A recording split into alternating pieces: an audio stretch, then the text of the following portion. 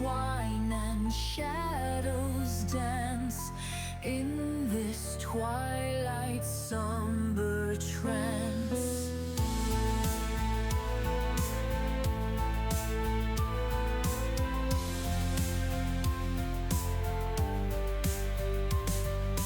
Candles flicker, weary wicks, ancient echoes, time's cruel tricks, marble figures, frozen pose, amidst the silence sorrow grows. Whispering shadows, secrets keep in the depths where night meets sleep. Underneath the velvet gloom, guardians of the haunted room.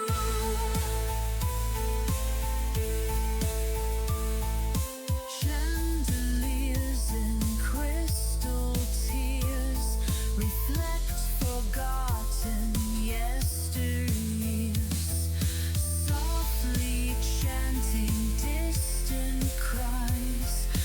Through the arches sorrow sighs. Gargoyles watch with stony gaze, guardians of endless maze. Pipe organ's breath begins to rise, filling air with mournful ties. Whispering shadows, secrets keep in the depths where night meets sleep. Underneath the velvet gloom, guardians of the haunted room.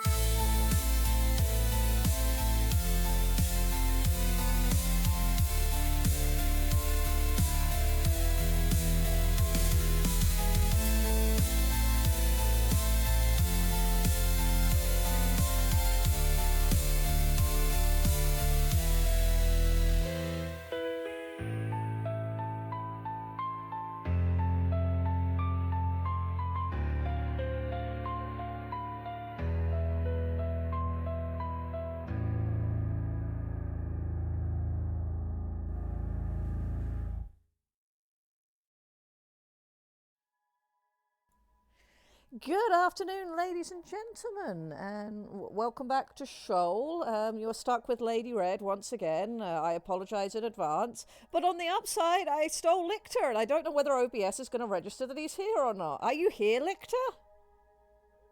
OBS says no. Let's fix that. Where is the button? It should be this one. Try again, Lictor. Are you here now? I am here. I was there all along. OBS now accepts that you are in fact here. Hello chat, how are you? How is everybody doing today? I'm glad to hear that Twitch didn't wet the bed for you today, Ed. That is nice to know. We have Doctor Who. Ed is alive. Yes, Ed is alive. Ed is with us, which is very We have an Ed, and we have a Doctor Who. We do. We have... We do. Excellent. That's good to hear. I also have an Wonderful anchor with man. me. She is sleeping on my hip and looking very cozy and content. OBS remains haunted. Yes, OBS just has opinions and it needs to stop having opinions. I am in fact petting the anchor, Doctor Who. I will give her some pets from you. Wilf also demands. Oh, more pets. More pets. Yes, more pets. Ear infection is finally getting better. I have a left ear now. Ear infections suck. I hate them so much. They are the worst. They are. I am very glad you're feeling better. Harlan Valpenhof? Penpoff? How do you use that string of characters? Falfenpoff makes me happiest, so it's now Falfenpoff. Falfenpoff. With the best message. I am here because, more importantly, I am not at work. Yes, Wilf, I am in fact bothering an animal. Excellent. Oh, we have a samurai as well. On a 90 stream streak, which is ridiculous. Why would you do this, samurai? Yes, this is kind of ridiculous. Seek What professional help. the actual? What the actual? There we go. That is a happy puppy. She has been fussed a lot. So it's going to be a She's chill one been- today, by necessity and also by desire. We're just going to chill. We're going to talk about some things that people have brought up in the orcs and just have a generally nice time. And we'll be done when we're done. So nice and casual We- today. We are doing casual stuff. Yes. We have been passionate. I'm going We to have steal been this passionate over the last We week. have had a busy year, and yes, over the last week as well, things coming up. But I mean, January, first week of January, we had a blank page, and now we're here. So I think we get to have a nice chill week where we relax a little bit and we review some of the stuff that we've done and add to some of it. And we don't worry too much because it's Christmas. It's Christmas. It is Krampus time. Yeah. Titan Yeah. equipment is not Ed.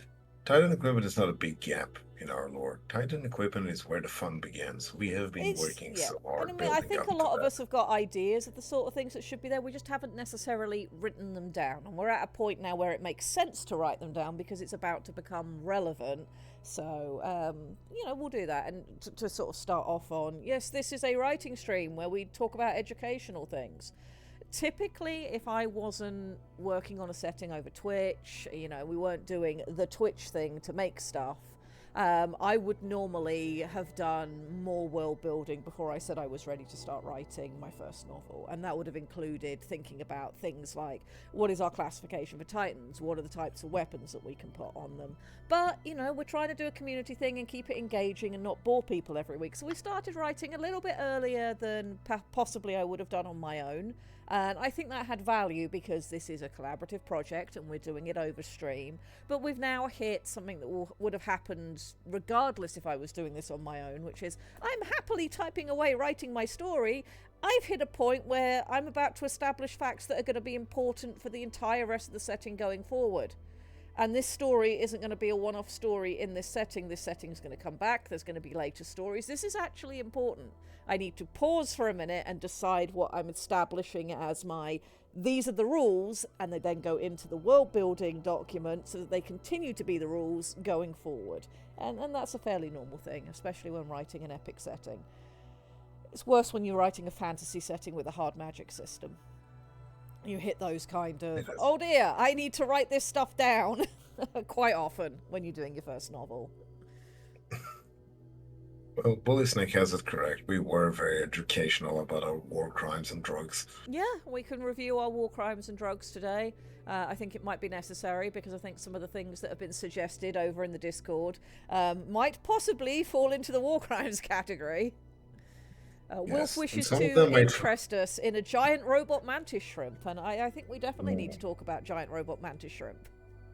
If you would survey the last discussion, you might notice that someone had already brought up the idea of a super cavitating fist. Yes. Because the super cavitating underwater Valstrax wasn't enough. We now need super cavitating underwater fisticuffs. Yes. Yes, introspective. Also roughneck. Yes, also roughneck. because sometimes the base needs to come punch you in the face as well. Yes, which Polychromatic Goth Drop did drop an image from Armored Core of Pile Bunker, and that's going to be a discussion today too. Yep, we have versions of it. We have layers. We have done the onion thing. Yeah, and I think what we'll do is we'll sit down and we'll establish sort of categories of weapons, because we don't want to get to the point where we're like, okay, we've established these things and now there may never be any more. It should be, no, okay, we've established these things, what categories would they fall into? And then that opens up space for later on, if somebody has a new idea, then you can just decide which category it slots into, and then you go, you've added it and you carry on. And Introspective is bringing up some of the work he did on the human weaponry, which I know he's been bouncing off of Ed, which the humans have a pile bunker. I have seen that, but we're probably going to be sticking purely to Shoaly weapons today. Mostly because relevant to what we're currently trying to write, and the human stuff will come in later when Jake Suit has cause to do suit things later in the story. And also, of course, the human weaponry will go in the human section when the compendium gets that update. Next year's going to be exciting. We've got so many things to do next year. It's like we're building an entire world. Yeah, and that takes time, especially when it's not the only project that you're working on. And remember, for a lot of people, when they're doing writing, you know, all the cool things that you see and you get to read from authors, and you're like, oh my god, this is so cool. Writing is their main job. That is the thing that they do, you know, all day, every day, and potentially brings in money for them, which is wonderful. We like that. And Shoal, unfortunately, is being generated around a timescale that's not as forgiving. We have other jobs that must be done, other creativity that must be done, and we only get our 3-hour slot a week, so it's okay if it takes us some time. Yes, Ramshackle Salvage brings news, bring tidings. Ooh, what news has Ramshackle brought us? I hope like Wolf that it is good news.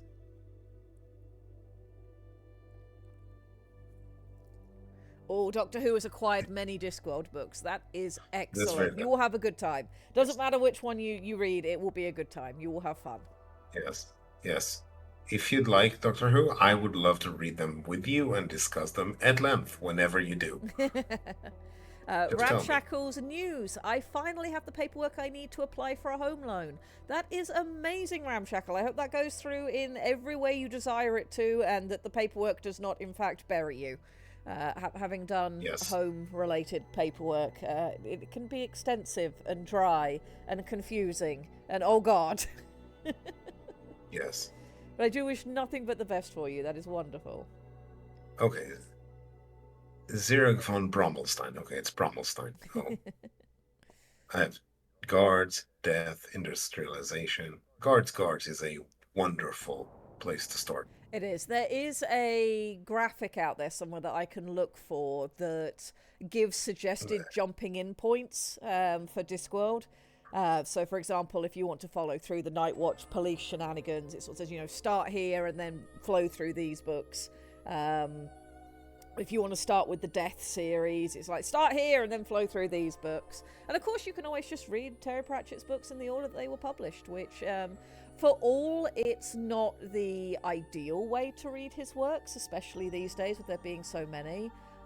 It's still my personal preference, because one of the things that I love with Sir Terry's work is seeing where he started from and how he refined over the years, and how he jumped between topics to keep, you know, the setting fresh for himself. For those of us who were reading a book a year as each one came out, it kept things varied, etc. And it'd be like, okay, so Vimes has just finished that adventure. Now I'm going to go and read about what Death's doing for a bit, and now it's the Witches. Okay, now we're back to Vimes. What's he's up to now? And because you'd read multiple books in between, the fact that it's, you know, several years later in Vimes' story feels correct, because you've been off reading other things in the meantime. So for me, that's how I enjoy the Discworld series. I agree, by the way. Yeah, I did not read. It's like, it's not okay to read snuff before thud, but because you won't understand. Yeah, there are some books where they're very much categorically a sequel to a previous book, and you can't read them out of order and get the same impact. Boulder Dash series. Yeah, no, I mean, to get the feel for the world, I'd start with the color of magic, just because. They did make a wonderful live-action two-parter that went through The Colour of Magic and The Light Fantastic that was very enjoyable. It's not a strict one-to-one, but it is probably the best one-to-one you were going to get with the time scale that they had to work with. And it had David Jason as Rincewind, which was just a wonderful choice. I felt he did the role very, very well. Agree. My roommate, who is also my friend, agreed to move out of the apartment with me to the house if I get it. Oh, that will be fantastic. So you'll already be established to have a roommate and that joint income, which will be wonderful. I expect to be crippled by a 30-year mortgage, but I already had my eyes on a house and a lot and a lot of a quarter acre in size. So the thing with mortgages is they're scary and they can be hard to get, but once you have one, the money that you're pouring into the house, in theory, is yours as and when you sell the house. I mean, you're getting that equity, whereas with rent, you're just kind of pouring it into a landlord and it's gone forever. So hopefully the 30-year mortgage will be a pleasant thing to be saddled with, because at least it's doing something for you. Whereas depending on your landlord, getting so much as maintenance done on the equipment inside the house you're renting is not a guarantee. So I want a catio and a backyard to loose my dogs. Very valid reasons. Very valid reasons. It's one of the things that we are hoping to establish at our house for the dogs sometime next year when finances permit, as an enclosed yard for the dogs to run around in. Yeah, better to pay your own mortgage than someone else's. I agree, Wolf. I agree, though. The housing market in our lifetimes has been interesting. Intriguing. Yes. I'd like to stop living in interesting times now, please. Can we just be boring for the rest of my life? Can we just do stuff with the amazing tech that we've come up with? Yes. Speaking of tech. Yeah, speaking of tech. Where do we want to start today? I've got some things I want to show you guys today that have nothing to do with Shoal, but we're here and we're relaxed, so I've got things to show you. Lichter has finished his short story for the setting, which I'm eager for you guys to hear, and I don't know whether we want to wait for January for that, or whether you guys want to hear it today, because it's very good, and could be a good springboard into one of the conversations that I'd like to have today before we get to weapons, because I suspect once we get to weapons, that's going to take up most of the stream. But Lichter and I did do what we said we were going to do after last stream, and we looked at the use of language to describe psionic communication. And I happen to know Lichter's also been talking about language in general with his wonderful partner. Yes. So, Yes. My wife just sat down and just like, okay, so this and this and that and this. So linguistics, how? Because these guys have a beak and these guys do not. And these other guys have too many limbs. And how do they and why? Because we've agreed that psionics on Shoal is not telepathy, so they need to use names for things. yes. So how do language? So yeah, that's definitely a conversation I want to have before we move into weapons, because I think it's a foundational important thing we need to go over, and will help with people who are wanting to write in setting, and it gets that all established, and then we can move into weapons and just enjoy ourselves for the rest of stream, because I'm certain some war crimes will happen. Yes. Is Zork around? Don't worry. He'll hear the war crimes and come yes, running. Zork will turn up at some point, and then it will probably be immediately war crime o'clock. Why not? Okay. So, Hello, Digiman. Welcome hello, people. in. We Hello, are Digimon. sitting around having a chill one this week. We're just relaxing. Yes. We're relaxing. It's coming up for the holiday season. It's cold and wet for many of us. Just Yes. It is rather nice. Lord Troa will stand in as the war crime cheerleader until Zork arrives, and then possibly fight him for the honour of continuing to be the war crime specialist, as Blood is shed. is traditional. There shall be a bachal for who is the war crime specialist. Hi, Night Owl. How are you? We're doing nice things over here. We're going to talk about language. Yes, we're talking about language. Oh yes, and crabs. You walked in at just the right time, Night Owl. Digimon, there are international treaties. This is the fun part about Shoal. Yes, and we even know who our governing body is that basically says, no, that is definitely a war crime. Yes. And they do happen to have good memory. Yes, Whales. yes, a good They have memory good memories. forever. My batch 5. Ah, yes, the clan assist admin. Dangerous, very dangerous. The batch 5. Damn you. You got licked with that one, Samurai. Samurai. Good job. Good job. Mark one down. We now owe Samurai 1k goo, which will be delivered on an IOU just the same as at WBPLW. Yes. How do I gift someone with? How do I You gift just someone do with? an IOU and then everybody forgets about it and we pretend it happened. It's fine. It's fine. I say, okay, I want to give him goop somehow. I'll find a way.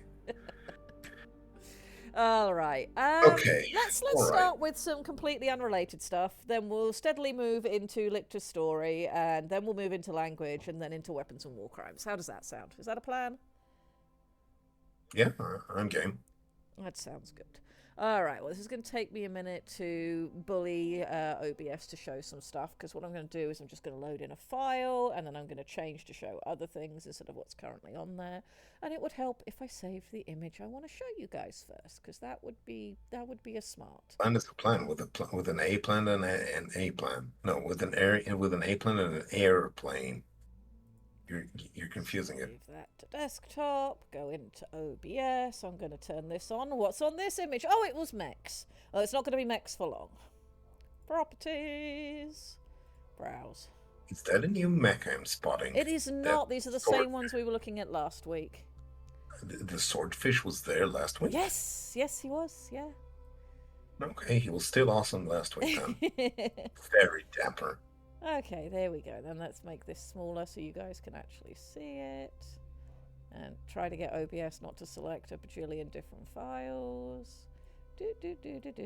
Some of you will have seen this image last night because it was on numeric, but yeah, we're going to do a little bit of update. For anybody who wasn't here last night, guess which dog that is on the right? Virgil boy, says Grimace. Yes. Pets. That is, in fact, Virgil, who a year ago today was just a bump in Ceres's very pregnant tummy, bless her. And she was still demanding to go outside and sunbathe in December, but we were in Florida, so that worked. And when Virgil was born, he was the smallest of our 3 puppies we brought home. And now he is the biggest. I had a follow-up with his owner, his forever family, this morning after they sent this image last night. He is 31 pounds, which means he is slightly bigger than his father, which is ridiculous. Absolutely ridiculous in every way. He also inherited his great-grandfather in his case, his great-grandfather's genes. He thinks he's a full-size beagle. He is incredibly healthy. Yes. Instead of being a pocket beagle, he's like, no, I'm going to be 31 pounds and like 18 inches at the shoulder. I am a full-size beagle. Go away. So that's Virgil, and he does still have his heart, because for those of you who are following the Beagle saga at the beginning of the year when the puppies happened, he was born with a little black patch of fur on his chest that looked like a little black heart, and was part of the reason why he was named Virgil, and etc., because he is named after the character from Devil May Cry. Hint, hint, that's next week's stream. So I did ask his owner, how much did he weigh, and does he still have his black heart? And he said 31 pounds, and he does not have his black heart anymore. He does still have a heart of colour on his chest, but it is now tan and silver like his mother. So his heart on his chest has changed to match his mum's colours, while the rest of him is his dad's colours, which is just precious. Yes, it is. And that is him with Lola, one of his 4-legged brethren where he lives. He has Lola and Blue. And then he has the 2 human girls that are his siblings as well. And then he has the mum and dad. And they're just the perfect family. He could not have landed in a better household. And I'm so happy. And I'm really glad they agreed to stay in contact so we could see how he's doing. Yeah, Virgil is doing really, really well. And if you guys would like, I can throw up a brief video of his last big playtime with his mum when he still lived with us before he went to his forever home, which would be a little bit under a year ago. So I have that video if you guys would like. Give me a minute. I will need to add in a new source on OBS. So we will want a... media source. I believe this is correct. Let's do that. Let's browse. Where did I hide it? Here it is. Open. And there we go. There are the Oh, Yeah, it's been just under a year since they were born. So that is Ceres on her back with all three of her babies just before they started going home. Virgil was the first to leave, and then Lupa went off to Texas, and of course Anka stayed. so Strongling much environment. throttling. Yes. Many formulations. Just Sarah's living her best life. She was such a good mum. I mean, she still is with Anka. She's made her own best friend.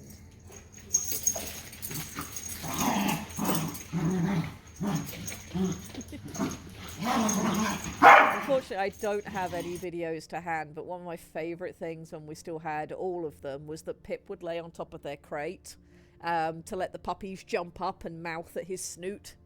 And they would spend ages just trying to jump and get at him while he just laid on top of the crate watching them. Being a lazy dad is what you do. Yes, yeah.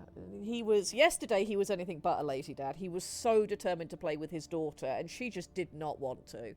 So for anyone who heard all the screaming on stream yesterday, that's what was happening. Anka was telling her dad no.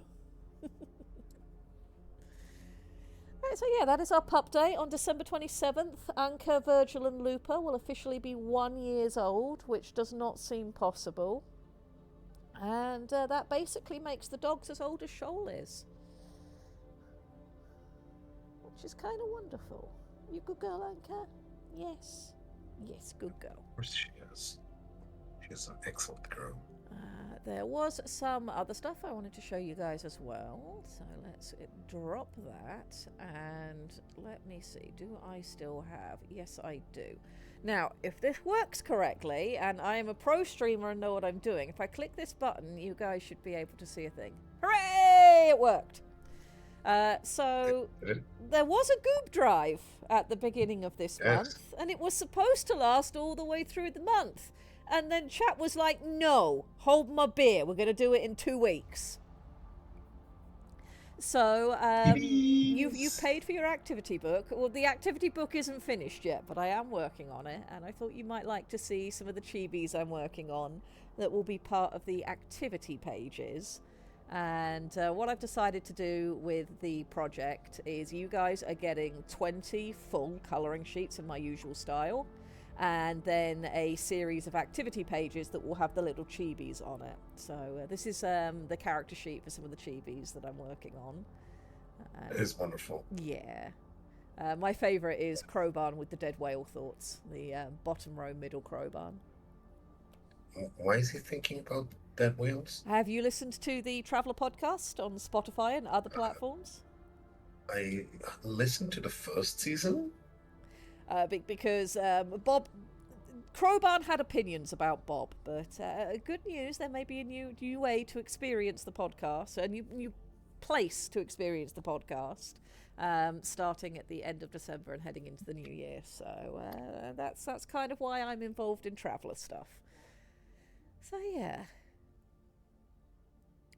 Digiman says, fun fact, I had more goob at the end of the drive than I did at the start of it. Excellent. Hold on to it until the spring. I'm sure I will be doing another goob drive then. Next year should not be nearly as chaotic as this year has been. But I thought you guys might also like to see what the actual colouring pages are going to look like. I'm only going to show you one of them. Because this is quite a big project that we're doing. And I think it should be this one. Yes, this one. Here we go. We'll let that flick over. This is one of the colouring sheets that will be in the book as well. Oh my god. Hail, yes. only one turret to decide. Exactly.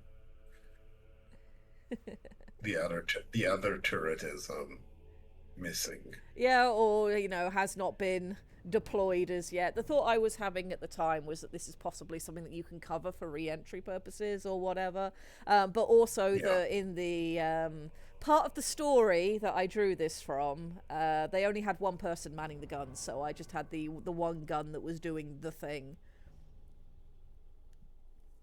Oh, we have Das Gruben. We do have Das Gruben, who has made 17 months of bad choices. It's lovely to see you here. Yes. The other turret is in the pawn shop. That's also a possibility. It's in the prawn shop. That will be if it's on Shoal. You Oh don't no, the know. traveller crew goes to Shoal. Dear God. Can we move, Kroban, babies?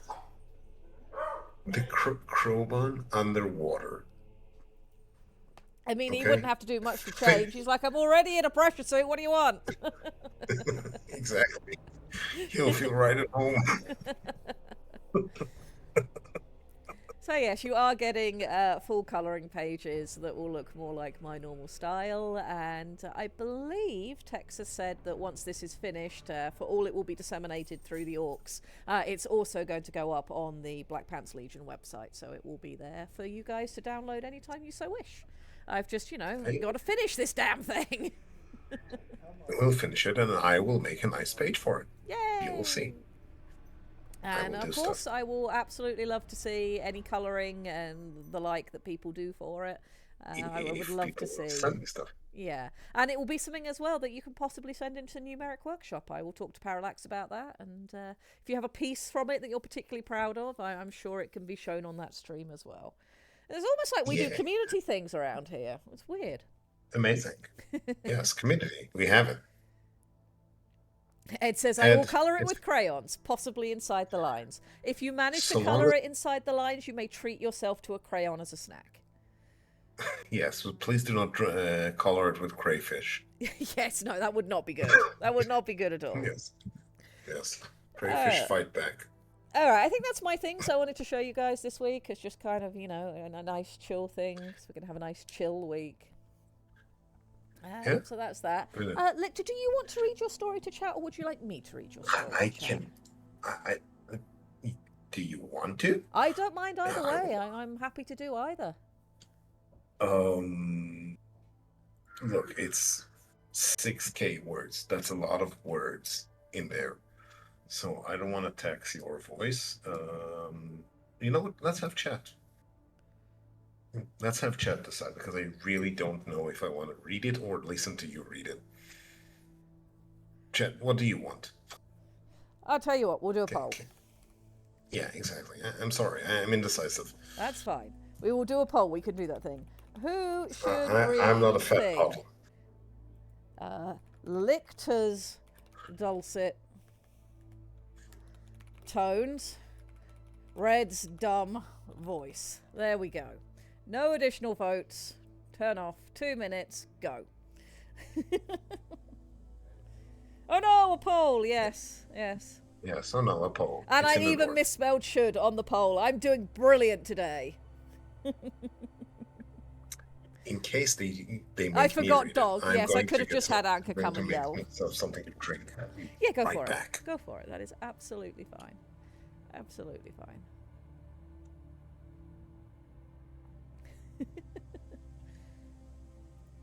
Right, I was looking at something just a minute ago on some screen or the other.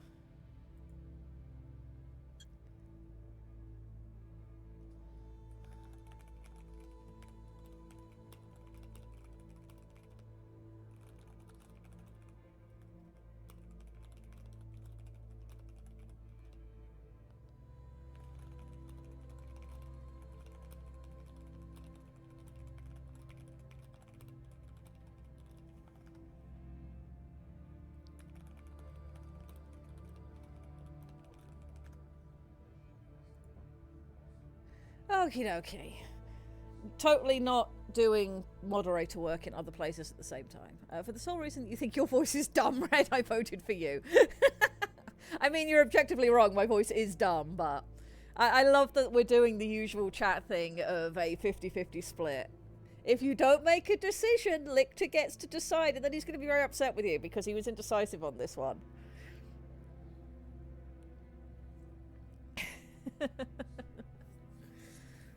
Oh, next year's going to be fun because there's going to be a lot of reading to be done, and April is going to be very exciting because in April we will have the Tingle-fied BattleTech romance. So that could be. I might see if I can get a elongated stream slot for that one when it comes.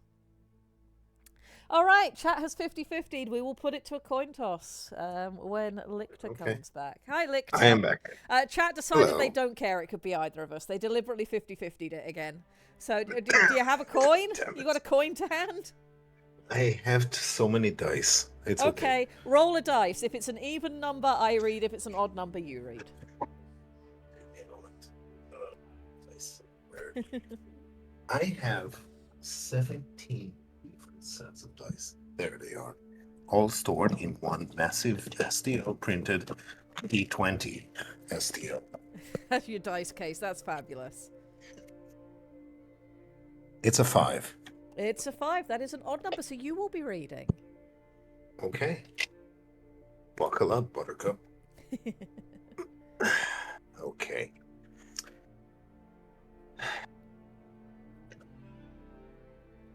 I am not going to look at chat while reading, so please bear with me. That's all right. I will look Yeah, at well- chat and poke them. Okay. Dead weight. Jutting out of the cliff face at the north end of the Glimwake Reef, submerged in the mid-range pressure belt just above the benthic where the reefs fall into the Crimson Whirl. Morrowgate was built on bones. Not metaphorical ones, real coral, thick, calcified growths harvested and regrown into load-bearing ribs, sunk deep into the Glimwake provincial bedrock and stitched through with reinforced armatures. Red? Would it Guilty. be possible to present the text so that in case someone Yeah, that's a really good idea. You keep reading. I will figure out a way to do that and get things up on screen. Excellent. While other outposts hummed and flexed with the tides, Morrowgate was stolid. Its bones did not vibrate, they endured. The station sang anyway, quietly, in its presence a tucked-in stubborn pressure beneath the tides. Lambent season. Glorious lights fleeting in the skies far above and silt-choked depth below. Morrowgate listened. It collated currents, pressure deltas, song harmonics, and the tonal drift into a densely packed repository. A precious armored core of Temps coral grown specifically for that reason. Ultimately, it's a glorified listening post, an auger, built to notice hard times before they arrived. Podyanoi Consortium doctrine put it simply. Boring stations lived longer. The profit margins did not meet the requirements for anything fancier. Unofficially, Morrowgate existed for another reason. North of the outpost, where the Glimwake shelf slumped towards the Crimson Whirl, the seabed carried an old wound, a deadstone scar, pale, glassy, and stubbornly unresponsive to song or growth. The Forge Wars had chewed this region hard, and some weapons had not healed cleanly. Morrowgate long, dull watches fed data into the slow, careful study of that absence. How resonance failed there, how pressure attenuated, how even silence and doldrums spilled away from its edge. All green glass and unreliable phenomena, a useful one. Morrowgate was a piss-poor place to be stationed during the long glitters of Shoal. Nothing happened here, and everyone making decisions involved liked it that way. It meant the medical bills stayed unmanageable. That is, until things came out of the Crimson War. The perpetual churn whipped and turned just a few hundred marks north of the Gleam. When the war finally spilled something, the Morrowgate was the first to hear it, and for 100 marks in every direction beyond, it was the only reliable shelter from what followed. The outpost clutched the cliff face like a barnacle, reinforced coral ribs rising from sheer rock into heavy currents. Between them, nodules and pressure bubbles, and hatched entryways leading down into the facility proper. A hiss of motors exhaled into the slush, while Graven Choir trudged at Cradle 3, Mission accomplished. Darren O'Mackey slithered out of the reinforced piloting seat as the seals engaged and the Concordance receded. His heavy podland shell scraping softly against honest metal. Behind him, the Titan settled into its restraints with weighty finality.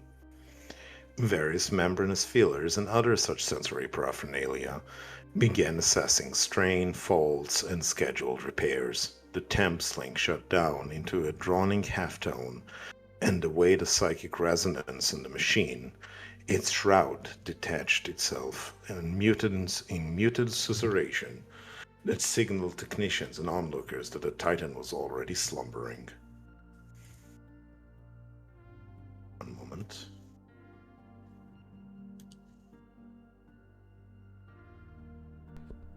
I have thing up on screen. Yes. Gravenquire was a Callio Trencher-class Titan frame, medium mass, old design. Deployed extensively in the latter years of the Forge Wars when Ceratinoid war theory favored simple endurance to deadly elegance. These days it was considered a relic, though reworked by Podland ingenuity, upgraded again and again, and assigned to the kind of postings where you assumed things would go wrong. Morrowgate was one of these postings. The other two cradles were empty. When third shift rolled in, they were empty still. The lunch gallery felt eerily quiet. Sound behaved differently this close to the trench. The deep song thrummed just under audibility, and the normal clatter and cursing other tech crews was choked off, replaced by the clipped reverberations of evacuation commands. Gravenquire retained position in Cradle 3. Most Titans at rest thrummed with the faint shifting patterns of their cores, soft echoes of the endless growth recomposing and matriculating sensory input. Training drills collated continuity of the last mission baked into coral crystal, all stacked together into a kind of standing chord. They weren't minds exactly, not until you set in concordance and gave the shifting notes a structure, but you could feel them. Some were bright and ego, some seethed, brooding things. Gravenquire kept to those stolidness. Flat response.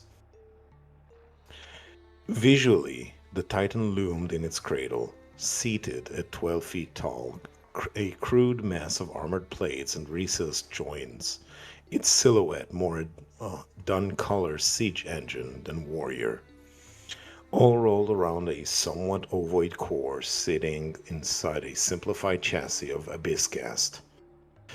Two bifurcated entrenching legs, two arms, a micromanipulator armature, and an autoloading equipment beam on the aft of the main section. By most Ceratinoid and Podland reckoning, it was fat. Overbuilt in the middle, layered with redundant mass where slicker Titans cut away and streamlined. One arm was a coil splinter lance, thick and brutal. The other, a heavy manipulator claw. Anchor pods were recessed along its shoulders and thighs. Protective seamless plating curved over the cockpit bulge, like the shell on Darren's own back. Pods and scaffolds that should have been crowded with techs were mostly empty. They had other places to be. Only one figure clung to the access gantry, smaller and softer shell than most, Maviru Cash, relay tech, Podland, but barely past first shell thickening. Nervously munching on something rich in ceramite additives, no doubt. Filled cowl, already hiding her sensory stalks. She almost lost her grip when she saw Darren, quivering hand, along with her shaken resonance. You're really going out there, she blurted. Her voice carried in a haggard notation, shroud fraying at the edges with panic. Darren could taste it. It's all silent, out past the first ward, sir. The pale. He lifted a hand, palm out. Pause. "We don't say its name," he said gently. "Not until we make it bleed." Allowing his own resonance counter, if only as a way to punctuate a full stop.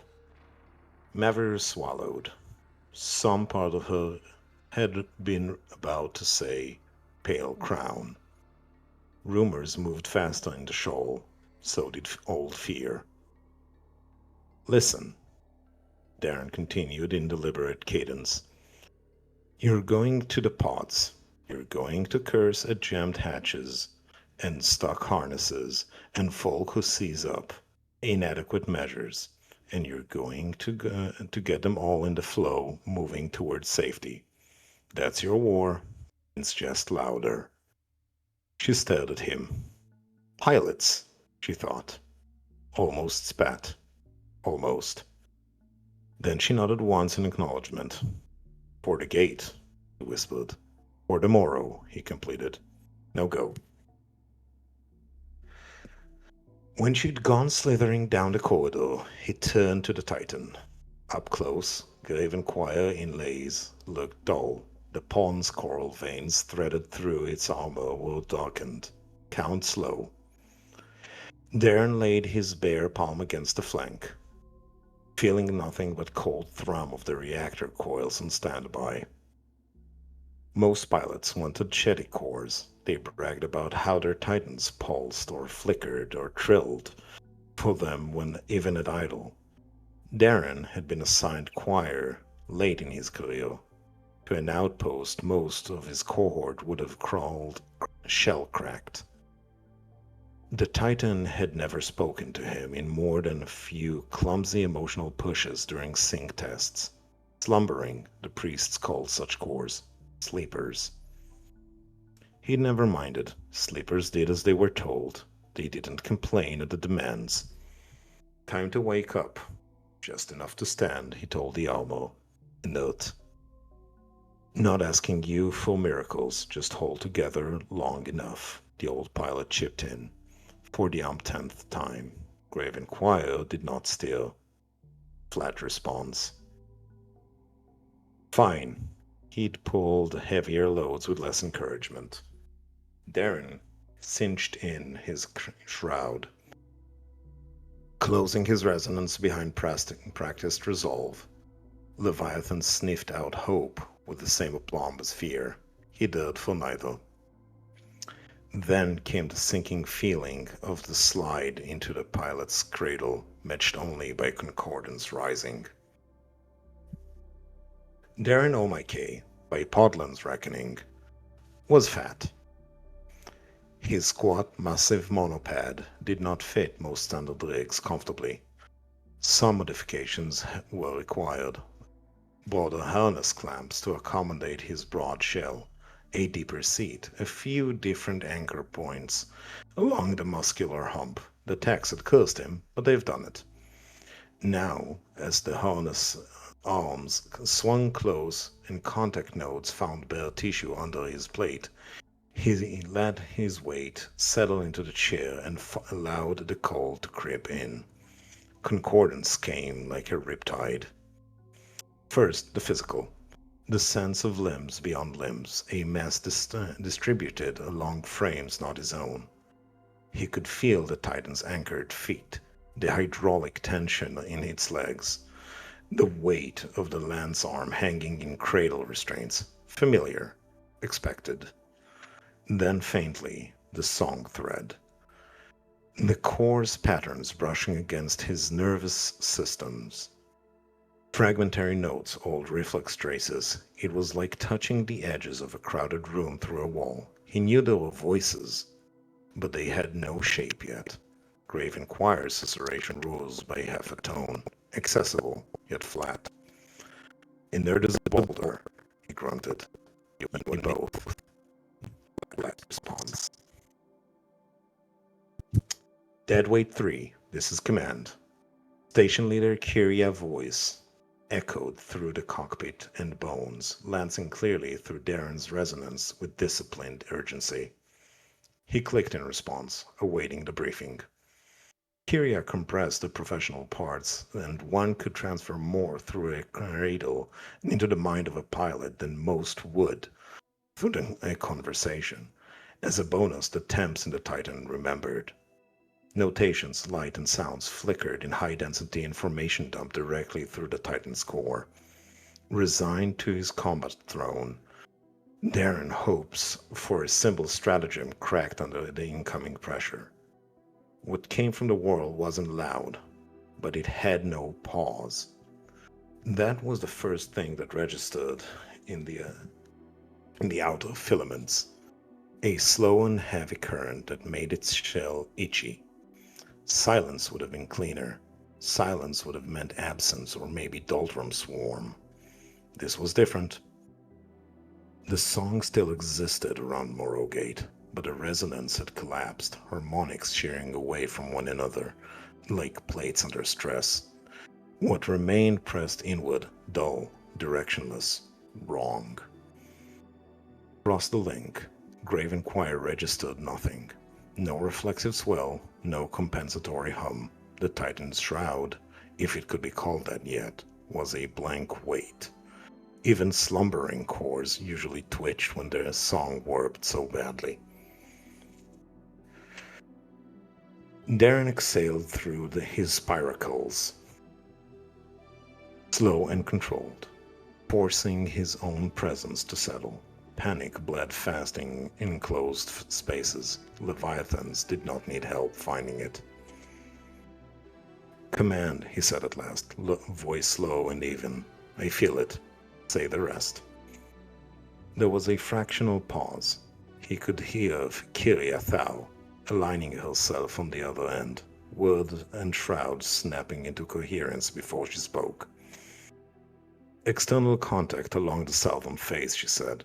"Albedo is weak. Psyoptics attenuation is spreading laterally. We are initiating evacuation protocol Silver." A tremor ran through the cradle as something vast scrapped the cliff outside. Close enough that the vibrations carried through stone and coral alike. The reinforced ribs of Morrowgate gave in an uneasy sway. Pressure, cracks forming. Darren's eyes flicked over the rising warnings in his display, but he was already counting the spaces in his head, distances, salination, pressure differentials of the Gleamwake northern shelf, minding away the scarred absence north of it. "Understood," he replied. "Give me a vector." The first attempt at precise coordination met with resistance. Evacuation traffic bled into command net, clipped confirmations, half-swallowed curses, the confused scrape of bodies moving through pressure locks. Shrouds flared and collided, fear, focus, resolve, smearing together, such a mire of resonance until it took effort to tell one from the other. Darren let it wash past without engaging. A pilot who listened to everything just got lost in the reverb.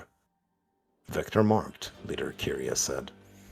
"You'll have approach clearance for as long as the southern ribs hold. Jorah is shoring them now." She was tense, using names other than call signs, the mark of a civilian leader. As if summoned by name, a new presence pressed into the edge of Darren's awareness. Blunt, clicking steadily, unmistakably ceratinoid. Short circular shell, chipped, about ready to molt later in the year. "They'll hold," Bone Right Jorah's Tane said over an auxiliary channel, crowd carrying their calm, a weight of wide load paths and calculated fracture limits. "Not pretty, not forever, but long enough if you keep it busy."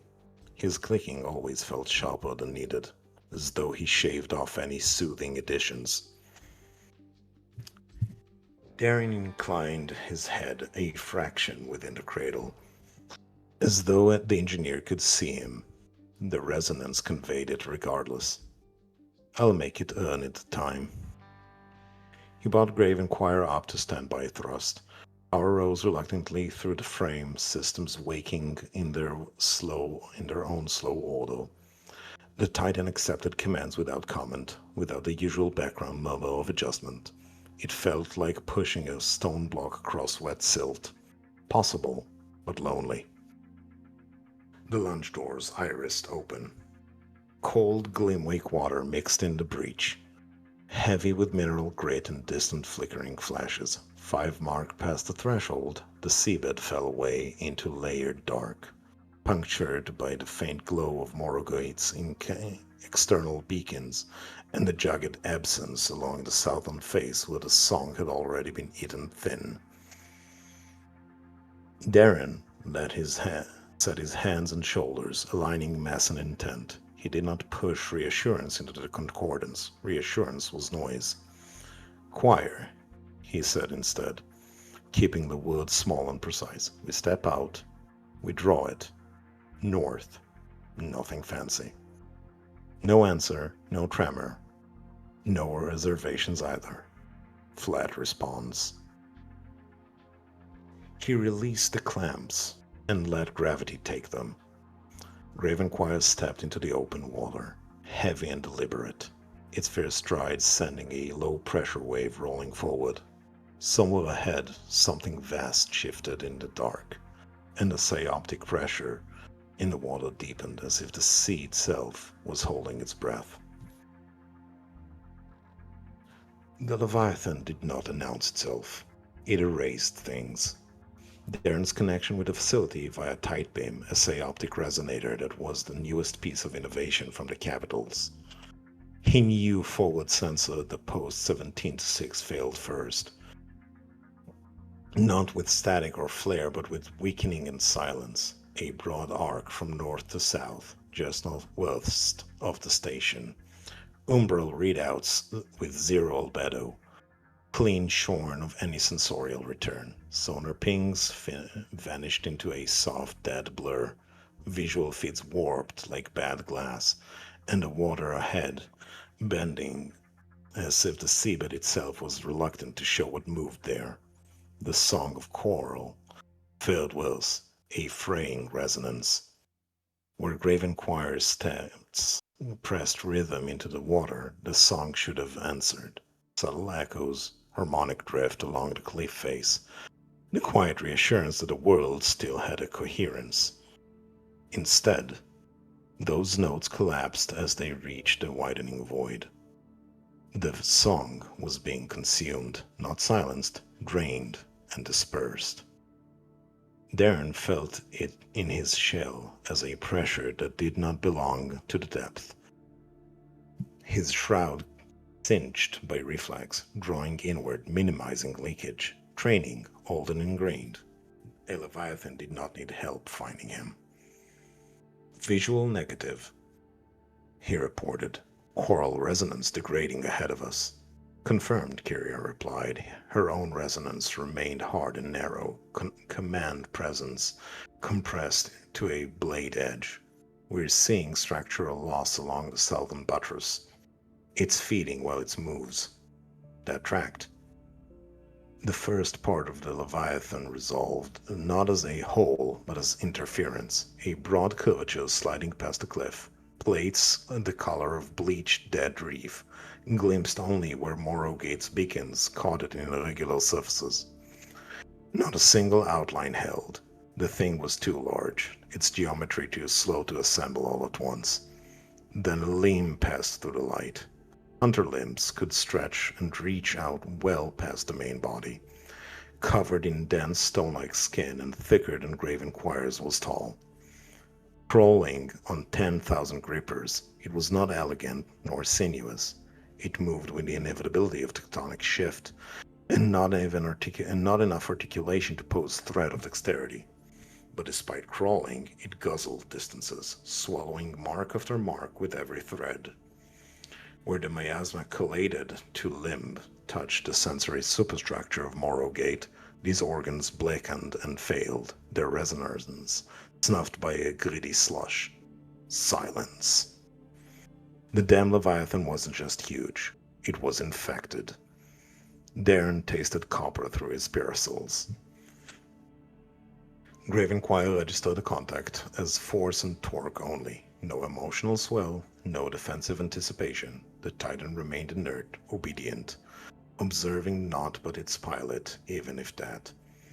Quire, Darren said quietly, more to anchor himself than in expectation of reply. This one's ours. Pilot and Titan took stands, digging hind claws steady to aim. Recoil was a resource to be preserved in mobile combat. This wasn't a fight, though. A silverling can't fight a gloam whale. Coils clenched, heat dispersing into the shoal, serrated blades cavitating in a glitter. The harpoon streaked forward, with reinforced cable trailing. Impact. A sound felt more than heard, resistant bloomed along the line, immense, slow, alive.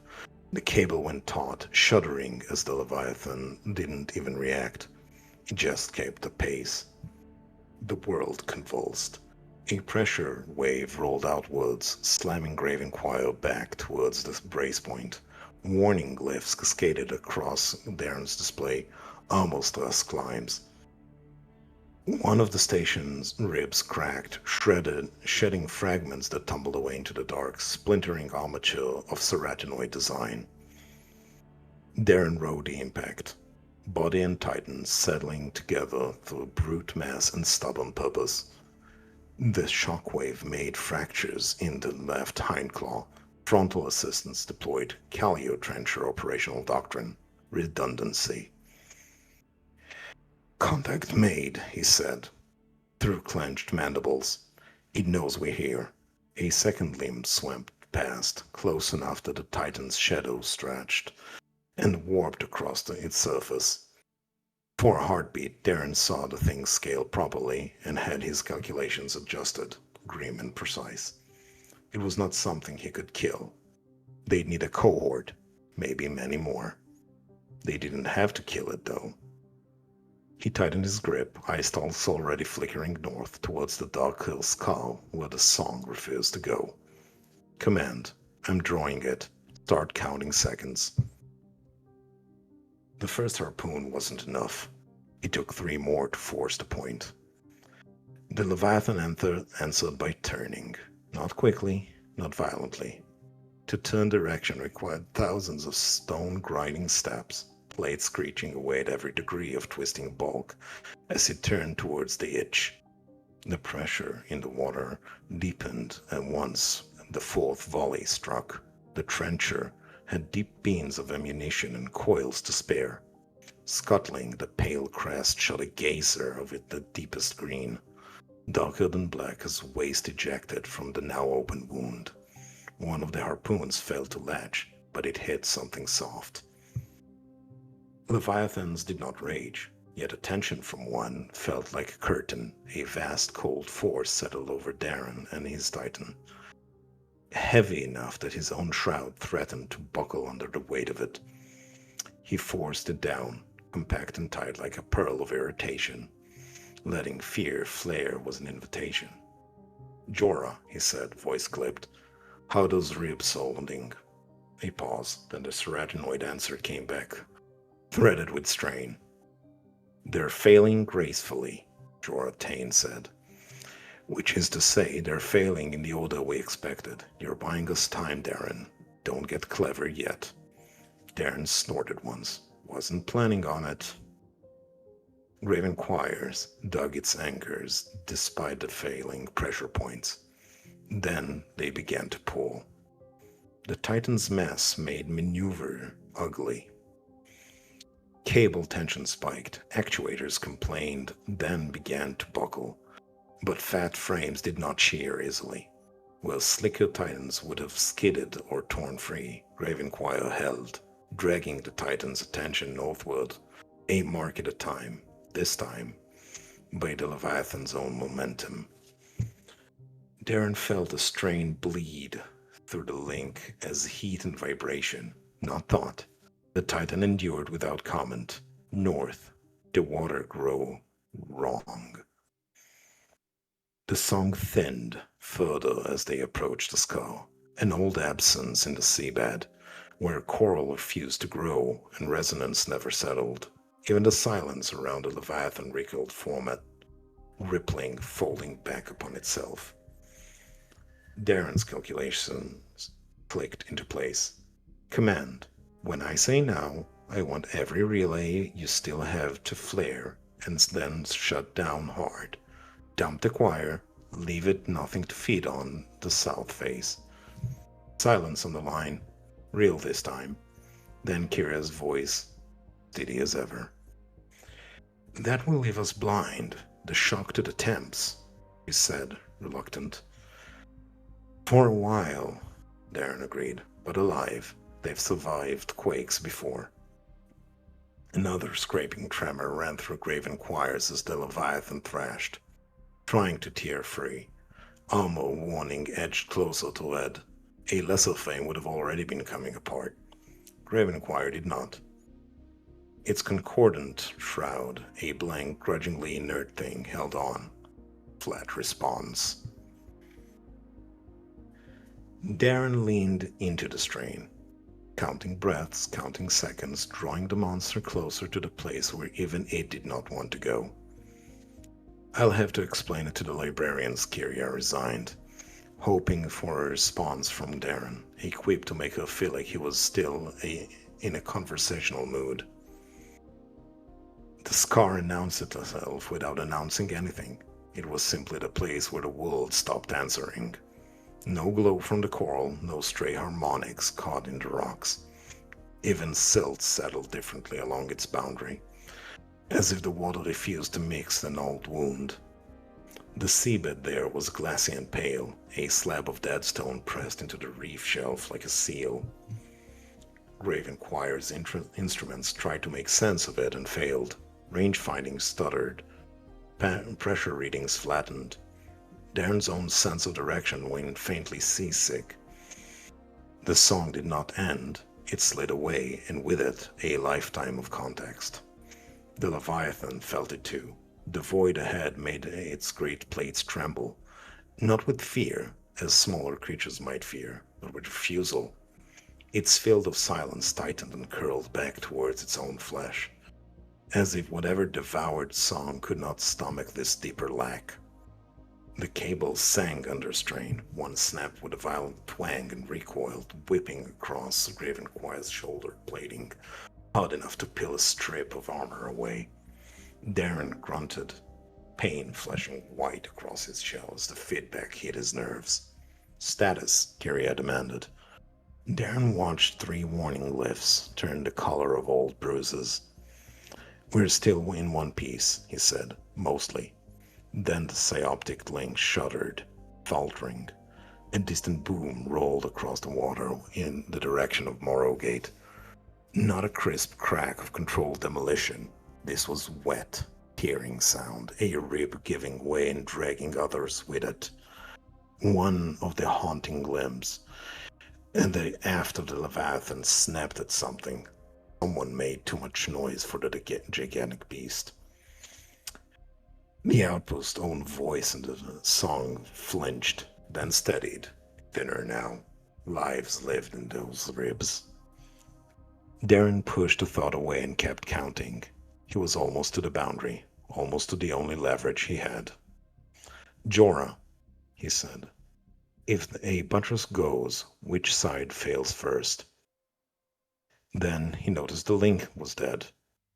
Graven Choir Thames coral were stressed under the attention of the pale crown.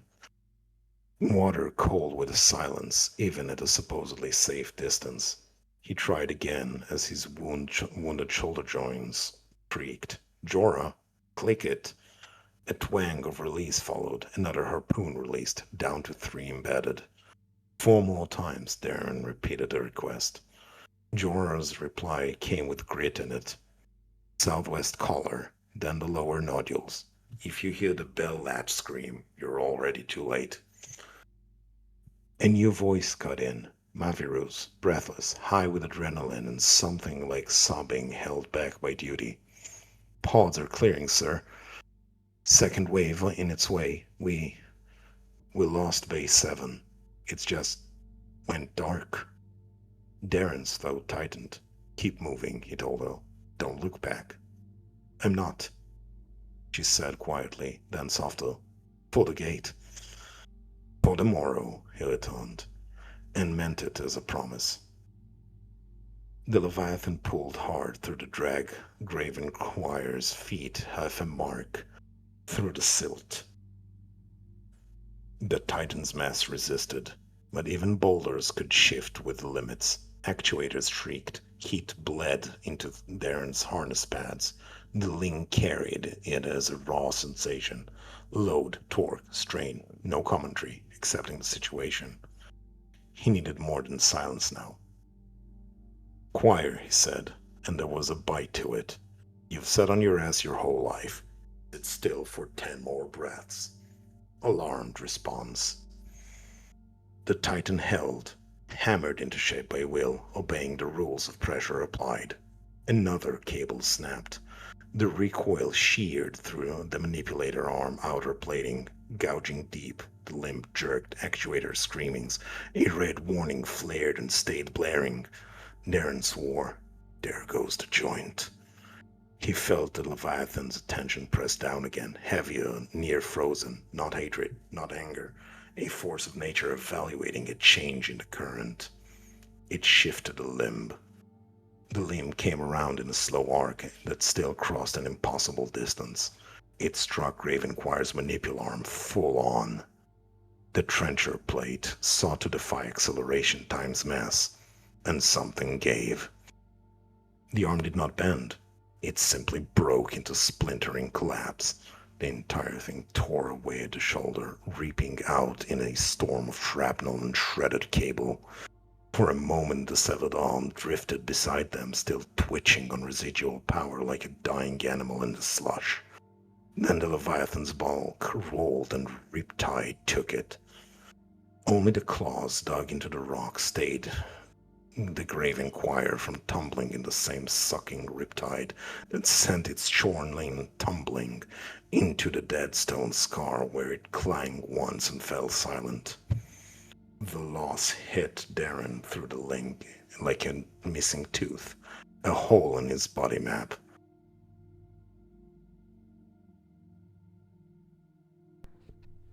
Nausea surged.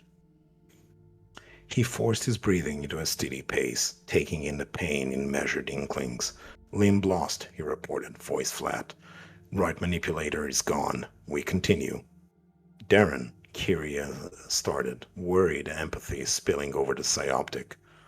"No," he said. There was more than words in it. "We continue." He could hear the protest in her, the commando's instinct to preserve assets, to pull back. Then her tone sharpened. "Acknowledged. All remaining pods are moving. You have 90 seconds until we lose external comms." 90 seconds. A lifetime in a blink. Darren angled Gravenquire's remaining arm, the coil splinter lens downward, then fired 2 more anchors into the Leviathan's plates. The harpoons beat deep. The cables went taut. He pushed, thrust, and dragged. Ugly, grinding, cumbersome, Titan howling on a continent. Flat response. The Leviathan resisted. And in resisting, slid closer to the scar. The boundary rushed up to them, not visually. There was nothing to see but pale dead stone in the black water beyond. It rushed up as a sensation of stepping off the ledge of your own mind. Darren felt the song peel away. Felt his own presence, kept tight and disciplined for years, suddenly have nothing to press against. The familiar medium through which impressions carried was gone. It wasn't silence, it was the loss of the water itself. His thoughts floated. Panic tried to rise, not as a feeling, but as physics, a buoyant thing seeking a surface in a place with no up. He clenched his mandibles until they ached, forced himself to focus on mass and leverage and the numbers on his display. Then the Leviathan's filled of silence hit the scar, and the miasma surrounding its frontal lobes dispersed for a blink. Darren's had to have graven senses to recount it in the visage. Recollections in real time through the cradle. Its convoluted mess of lightning-scoured fronds and ganglions that were the pale crown's eyes, ears, barometers. All infected films of sipping silence like a cloud of blinding ink explained the current of behavior, blinded by its own disease. The very tool it used to consume the coral made the Leviathan blind. Something tore. The silence did not cancel the void. It met it and recoiled, shredding like tissue dragged across glass. The Leviathan convulsed, not in pain, as a creature might feel pain, but in disruption. Its limbs, spasms, plates, ground, the water around it flashed with ugly interferences, song and choral ether. The older void all fought to define what reality should be. Darren seized the moment. Now, he said to the comms. Now, Kyria. There was no pause. All relays, Kyria barked. Flare and shut. Dump the choir. Do it. From the Morrow Gate, across lines that were already dying, a surge of resonance rose. Not a melody, not a prayer.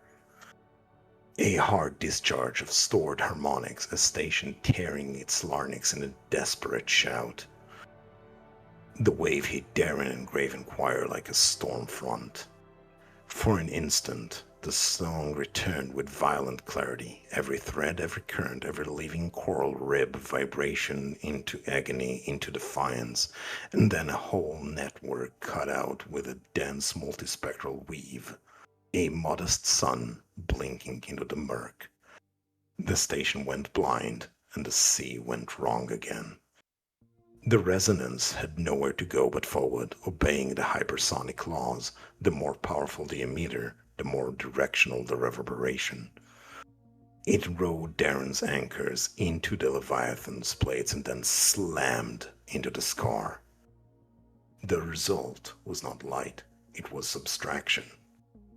Darren's fiat sensors died completely, sounds dropped out, even pressures seemed to hesitate in the cockpit. His own body flowed for a dead instant between heartbeats. The concordance with Graven Choir stretched thin enough. He expected it to snap, and then, inside the stretch moment, he felt it, the core, not as a faint itch of fragmented notes, not as inert machinery, flat, rising, point, as a crowd at the edge of a door. Under normal song conditions, these fragments had room to stay separate. Old pilot traces, training loops, choral growth patterns, all coexisting without needing to agree. In the void, with everything else stripped away, there was nowhere for them to hide. They were forced into contact. The crowd surged. Darren's mind, half unmoored, met them head on. He tasted memories that was not his. Forge wars, trenches lit by magma vents, retinoid engineers, singing in clicks and hums as they layered armor. Podland crews laughing over welded plates, the sensation of being hit again and again and again, and refusing to fail. So many notes, all discordant, all true. He did not try to command them. Weariness yawned like an opening sky. He offered a line. Hold.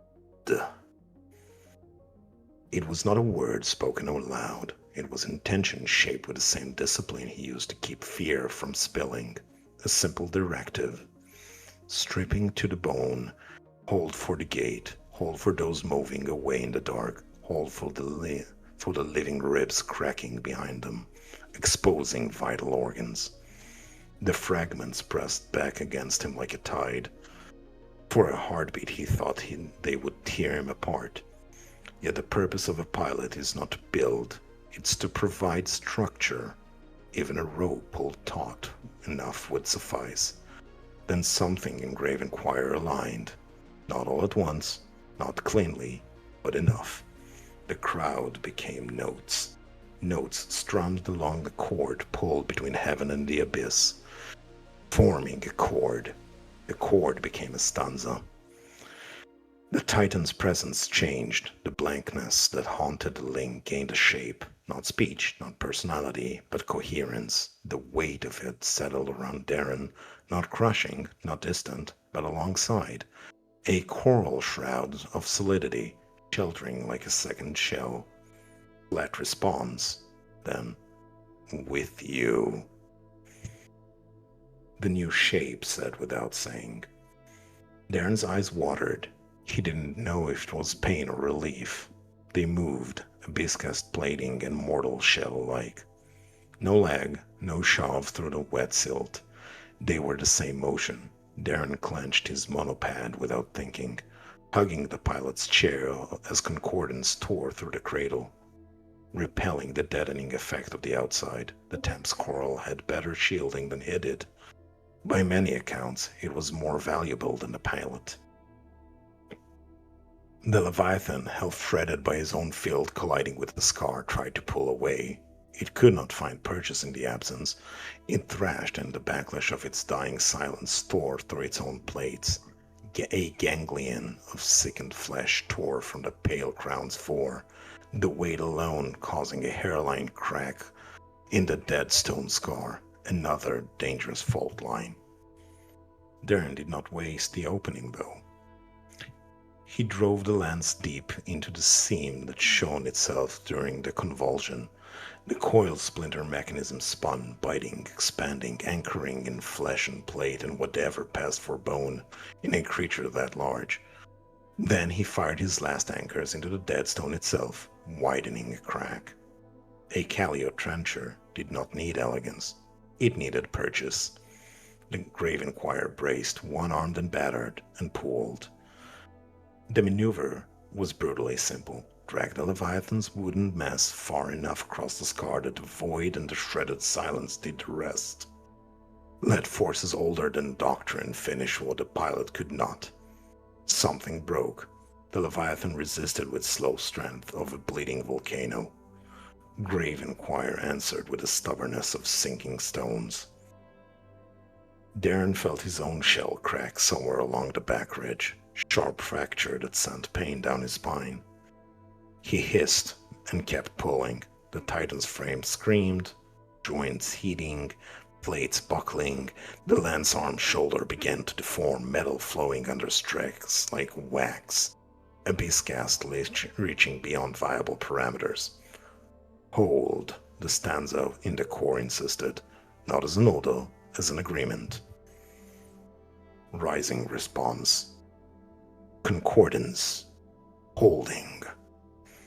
The Leviathan's plate scraped the dead stone. Its field collapsed further, and with it, the erasure around its body. For the first time, Darren's senses returned the shape that made sense, a massive organism bleeding heat in dark slurry. Its crown ridges flaking, its limbs spasming, as its own nature failed it. It was not dying gently. Nothing that large died gently. With a final convulsion, it tore free of the anchors. For a instant, Darren thought it was going to roll back towards Morrowgate. Anyway, spiteful, or hungry, or simply following the path of least resistance. But the scar had already taken too much. The Leviathan bulk drifted, lost in its own turbulence, and then began to sink, down towards the cliff face, away from the shelf, back towards the crimson whorl deeper pool. As it went, the water behind it filled with wreckage and deadened coral dust. The song did not return cleanly. It came back like a body learning to breathe after drowning, ragged and cautious. Darren slumped in his harness, every joint in his body trembling. His vision narrowed. He forced it open again. Command, he rasped. Status. No immediate answer. The comms were mostly dead. Morrowgate has dumped its choir and cut it down its own throat to buy a moment. Whatever remained would take time to reroute, realign the horrified Thames. Graven had to buckle down lower. anchored to the stones as the backdraft from the crown's sinking caused enough of a riptide current to make Darren wish the Titan had a monopod of its own to help resist the call of the deep. A crackle finally came through the low-power emergency band. Kiria's voice, hoarse. "We're here. Hull is compromised. Ribs at 7th are gone. We have casualties, but the pods made it past the current. Most of them. Darren, your transponder is still reading.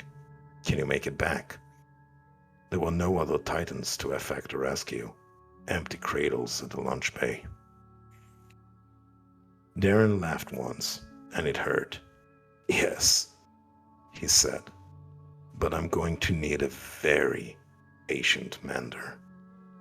"Jorah says the station will need one too," she replied. Behind her words was exhaustion and grief, held in Commander's discipline. "Return if you can. If you cannot, I can." Darren, he finished, before she could even utter a grim reality. They eased the battered shell around, careful with thrusters, careful with the one remaining arm. Each movement sent pain through his cracked shell, but he welcomed it. Pain meant his body still knew where its edges were. As the Titan limped back towards Morrogate's faint emergency beacons, the damage became visible in slow, terrible detail. The southern face was chewed open, whole ribs had blackened and snapped, nodules lay crashed against the shelf, or smashed into the cliff like broken pearls. Silt billowed from ruptured seams and thick clouds that hid bodies and debris alike. The water around the station was stained with oily slush where silence had smeared along living coral. Even with the evacuation drill executed perfectly, nothing like this left clean. Rescue lights stabbed into the gloom. Tethers floated loose. A pod bay gaped open to nothing but cold slush. Darren felt the station faint return in the song. Not the old steady hum, but a bruised, wavering chord. The outpost was alive, but it would never sound the same. It would carry this in its bones. He guided Grave Inquiry into the lunch gallery, on manual thrusters and wounded legs. The cradle clamps caught the Titan with a jolt that rattled Darren's teeth. He rode it and sagged, breath coming out shallow. Roused response. Hands were waiting when the cockpit seals broke. Hot hands, medical hands, it was a rattling claw, brain leather, medic stack, however, was still standing. Their faces were streaked with slit, and their psionic resonance formed a dirty collection of shocked purpose. Maviru was there, shaking, alive. She stared at the missing arm and then at Darren, and then something in her broke loose. She made a sound that was half laugh, half sob. He tried to raise a hand to calm her and remembered he was in a harness. "Easy," he managed. "Save your panic for when you see the repair schedule." She nodded rapidly, wiping her face with the back of her wrist. "We lost people," she said. "Bay 7 and 2 pods didn't make it to the current. We did everything." "I know," Darren said. "You did."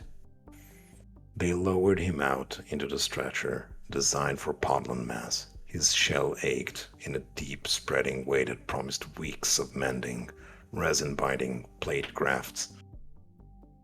Above him, Jorah loomed, antenna drooping with fatigue. "You dragged it," the ceratinoid said, as if still testing whether the idea fit inside reality. "You dragged the Leviathan across the scar." "Ugly work," Darren said. Jorah's mouth parts clicked in what might have been a laugh. "Ugly is what we build for." Kiria arrived last, moving like someone holding themselves together by habit. She looked at Darren, then at the Titan, then at the missing arm, her eyes closed for a beat. "For the gate," she said quietly. "For the morrow," Darren replied. Roused response. He expected Gravenquire to be silent again, now that the crisis had passed, to collapse back into inertness like a tool set down. Instead, even with power bleeding and systems failing, the Titan's presence remained coherent, not loud, not dramatic, simply there, a steady weight in the air. Darren felt it brush in his mind, gentle as a tide against the shore. Questioning response? A question, unformed. He met it with only honesty, with the only honesty he had left. Here. Hello. The Titan held that, for his long moment said nothing. Then, at the very edge of hearing, not through comms, not through speakers, but through the intimate channel that had become a shared space, Gravenquire shaped a single sentence. Not a chorus, not a lecture, one line, clean as cut. Pilot. Gravenquire fulminated in a crisp blare of concordance. He froze on the stretcher, breath catching, then resonated on impulse. I'm here. End of story. I really like Gravenquire. I think he's a great mech. When you start hearing the song of your CNC equipment. Yes. Yes, only on Shoal, that's literally a thing. Wilf is giving applause emotes. I think you did good. Yay! Silicon Soul as well. I really like that story. And the reason why we went with doing Lictors first, because I know multiple people have been working on things. Some are complete, some are not. But the reason why I wanted to go with Lictors first isn't just because Lictor is a wonderful co-host and it's a really good story, but also because there's a lot of language used in this, and Lictor and I did get together over the week we were away to talk about language of psionics. So this was sort of demonstrative of some of the things that I think will be useful going forward for everybody. So Ed says the dynamic between Darren and Quire is fantastic. I agree. It's, if I may, the entire point of the story was to explore two things. Yep. The moment a Titan goes from slumber to power gone, which is what happened here, and what it is to pilot a mech in a crisis, a Titan. Yes. It's not a battle mech. No. It is something else. And Darren being, comfortable with the frame that he's piloting and knowing how to use it to the best of his abilities in a crisis is a good mark of him as a person. So, this isn't a battle mech, but I've got to do something. I know how to do this. This is what we're going to do. So it makes him relatable. That tends to be the thing with crises and emergencies, is you can do as many drills as you like, but the drills never include the key important thing, which is the emergency, and emergencies never obey the rules.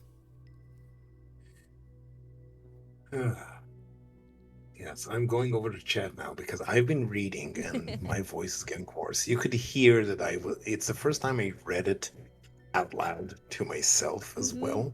I read parts of it. It's surprising how I'm not a tiring on your voice reading can be. I have a wonderful piece of wonderful cider with me. Excellent. You should definitely drink that. Yes, Archon Erica, this was dead weight. Lictor has been reading it because the language used in the piece is something that's going to be useful to go forwards. So while Lictor's having a drink, I'm going to talk a little bit about that discussion we had over the last week. So when we were here last time, and I was reading where we were at with Chapter 2, the word psionic kept turning up too often because I was being very descriptive factually of what was happening, which isn't unusual in a first draft, especially when you're dealing with like something alien or fantastical that's not native to the human experience. The temptation is to describe things so the audience knows what's going on. And whilst you're still getting into your sort of flow of your story and your setting and your prose, the temptation is to be overly explanative and not trust the audience to have inferred what you mean. So you kind of keep telling them, and this is why no first draft is ever perfect. It's completely fine to do that in your first draft, but there is a reason why the editing process exists. And I think both Doctor Who picked it up, and of course Lictor picked it up, that we did have this sort of repetition going on of certain things. Polly Snake says the Titan had been hitting the snooze alarm and was then hit with an ice bucket and a slap to the face. Yeah, so Grave Inquirer's like, what? I'm here, what? I'm awake. Lictor had suggested using the word mantle for one's personal bubble of psionic presence, your sort of voice that's around you in the world. And my concern with that specific word, because I love the concept, but the problem with that specific word is mantle is the word that's used for a squid's body. The mantle of a squid is where its sophonophores are that allow it to do jetting. It's where all the chromatophores are that let you see all the different colours that pass over them. So my concern was if we used that specific word, it would get very confusing whenever we had a cephalonid around. So I had to think over the week, and then I got with Lictor and we talked about it. And as is evident in the piece that Lictor has just kindly read to us, we thought, girls, do you mind? We thought that the word shroud might be a better choice. So I'm going to read the message that I sent to Lictor, because it kind of sums things up very well without me trying to put it into different words. So my thoughts were that a person's or an individual's personal psionic voice / bubble / space is their shroud. A crowd or a group's psionic sound, the combination of a group's shrouds expressing something, is a choir. And of course, the general psionic noise of the entire world is the song. If we have a shroud, you can then, sort of spread it or pull it tight, which Lictor used brilliantly in his story. And you can use words like press for strong emphasis, brush or skim for gentle noises, flicker for unintentional reactions like fear or excitement. Or a shroud can wash over an area with the equivalent of, an individual that's shouting. The reason that I like the word shroud is that, one, it was distinct from mantle, so we wouldn't get confused with our cephalonids, but also because on our planet, in our lexicon, shroud is typically a funerary term for burial cloth. But for the Shoal to use something that we sort of relate that way to something that's very fundamental to their place in the world gives them that alien air, that they're using this word that doesn't fit to our human understanding on Earth, but makes perfect sense to them. And it also allows us to use sort of, I'm kind of a lover of dark gothic stuff, what a shock, I know. But I love the idea of like the phrasing of, in death his shroud falls silent, but the chorus of his life lives on in the song. It allows us to play with things like that. And I think it's a sort of good blanket word that won't get confused with other things we're more likely to talk about. You're not going to talk about shrouds that often. Now, that said, we are, of course, going to be dealing with dead bodies in our story, and it might give us a foundation for some interesting sort of juxtaposition when we get there, is that, yes, we refer to our personal psionic bubbles as our personal shroud, and yes, maybe we also have a shroud we wrap people in, and it becomes symbolic and religious and etc. So that was my suggestion for our general words. And Lictor seemed to be on board, and that we'd use the word psionic when we're being technical or expository or contrasting to non-psionic stuff. That should resolve the repetition. So we'll see what chat thinks about that before I carry on, and see what you guys are saying. True, not likely to use shroud for anything else in setting. Yeah, I think it's going to be an interesting term to use. Call could have worked too, I agree, Wilf. That one of the things with shroud is that I think most people will recognise that word. and of course what it means for us on our planet in our reality, and that sort of twist to it being used for something different on Shoal sort of brings our audience into a different mind space, which is part of the point of writing prose. I'm just a little bit concerned Call wouldn't be as well known to people, and we might not be able to use it quite as dramatically. Introspective says, Eds and I discussed human psionic sensations to feel like CCTV static with every sense. That's an interesting concept for humans that can sense it. Yeah, because I can imagine what like that static feeling on your nerves would be. Yeah, that's some good imagery. So we had that discussion, and then we moved on into sort of like further developing language to talk about psionic communication. And Lichter was saying that he wanted to start coining the term psyoptic and also resonance. And finally, albedo. So these are different terms that we then started talking about. Resonance, I think, is definitely a good word for like compatibility of psionic fields. You know how when sometimes you're listening to someone and their voice just grates on you? They're not doing anything wrong. There's nothing. They're not even being impolite to you. A person is just talking in their normal voice, and for some people, there are just certain voices that you're just like, your voice is annoying. You are grating on my nerves. And the person's done nothing wrong. And of course, because we're nice, polite people, you don't blame people for that because you can't. But that would be sort of your resonance. Somebody's tone or the way that they speak or their accent just doesn't quite gel with what you're looking for. So you wouldn't have good resonance with that person. But for somebody, you know, like, I could listen to this person talk forever. That person could read me the phone book and I would think it's the best thing.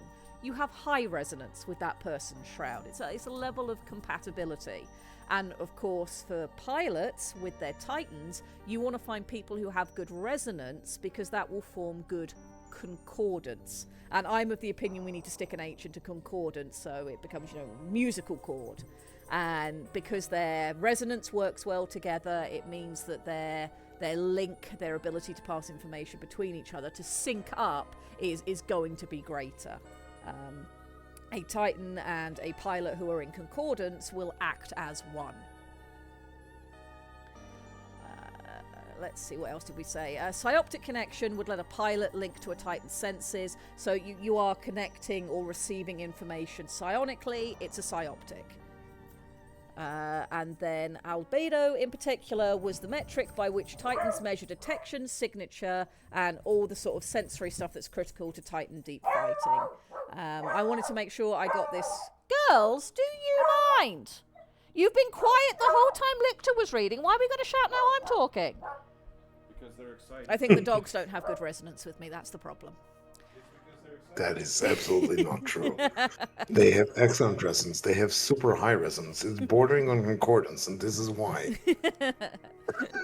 So I did want Lichter to get a little bit more specific with what he meant by albedo, mostly so that I knew I was understanding it correctly. And we ended up doing what was probably for everybody in chat who remembers going to school. Something that was really annoying when you were going through English literature. We started doing a thing where we were sort of throwing sample sentences of how these words would be used in practice to each other so that I could make sure I understood correctly. And for albedo, Lichter gave me, you know, sort of, this should be their sort of sensory lock-ons. So examples would be, "Hi albedo, ma'am. There's a Titan down there. Nothing has quite that sort of return." Or, "Can you figure the albedo gradient? Think it could be a new type of reactor or masking." Or, "It just vanished, sir." "What? One moment I'm having a straight albedo from 3 bogeys, then snap, it's gone."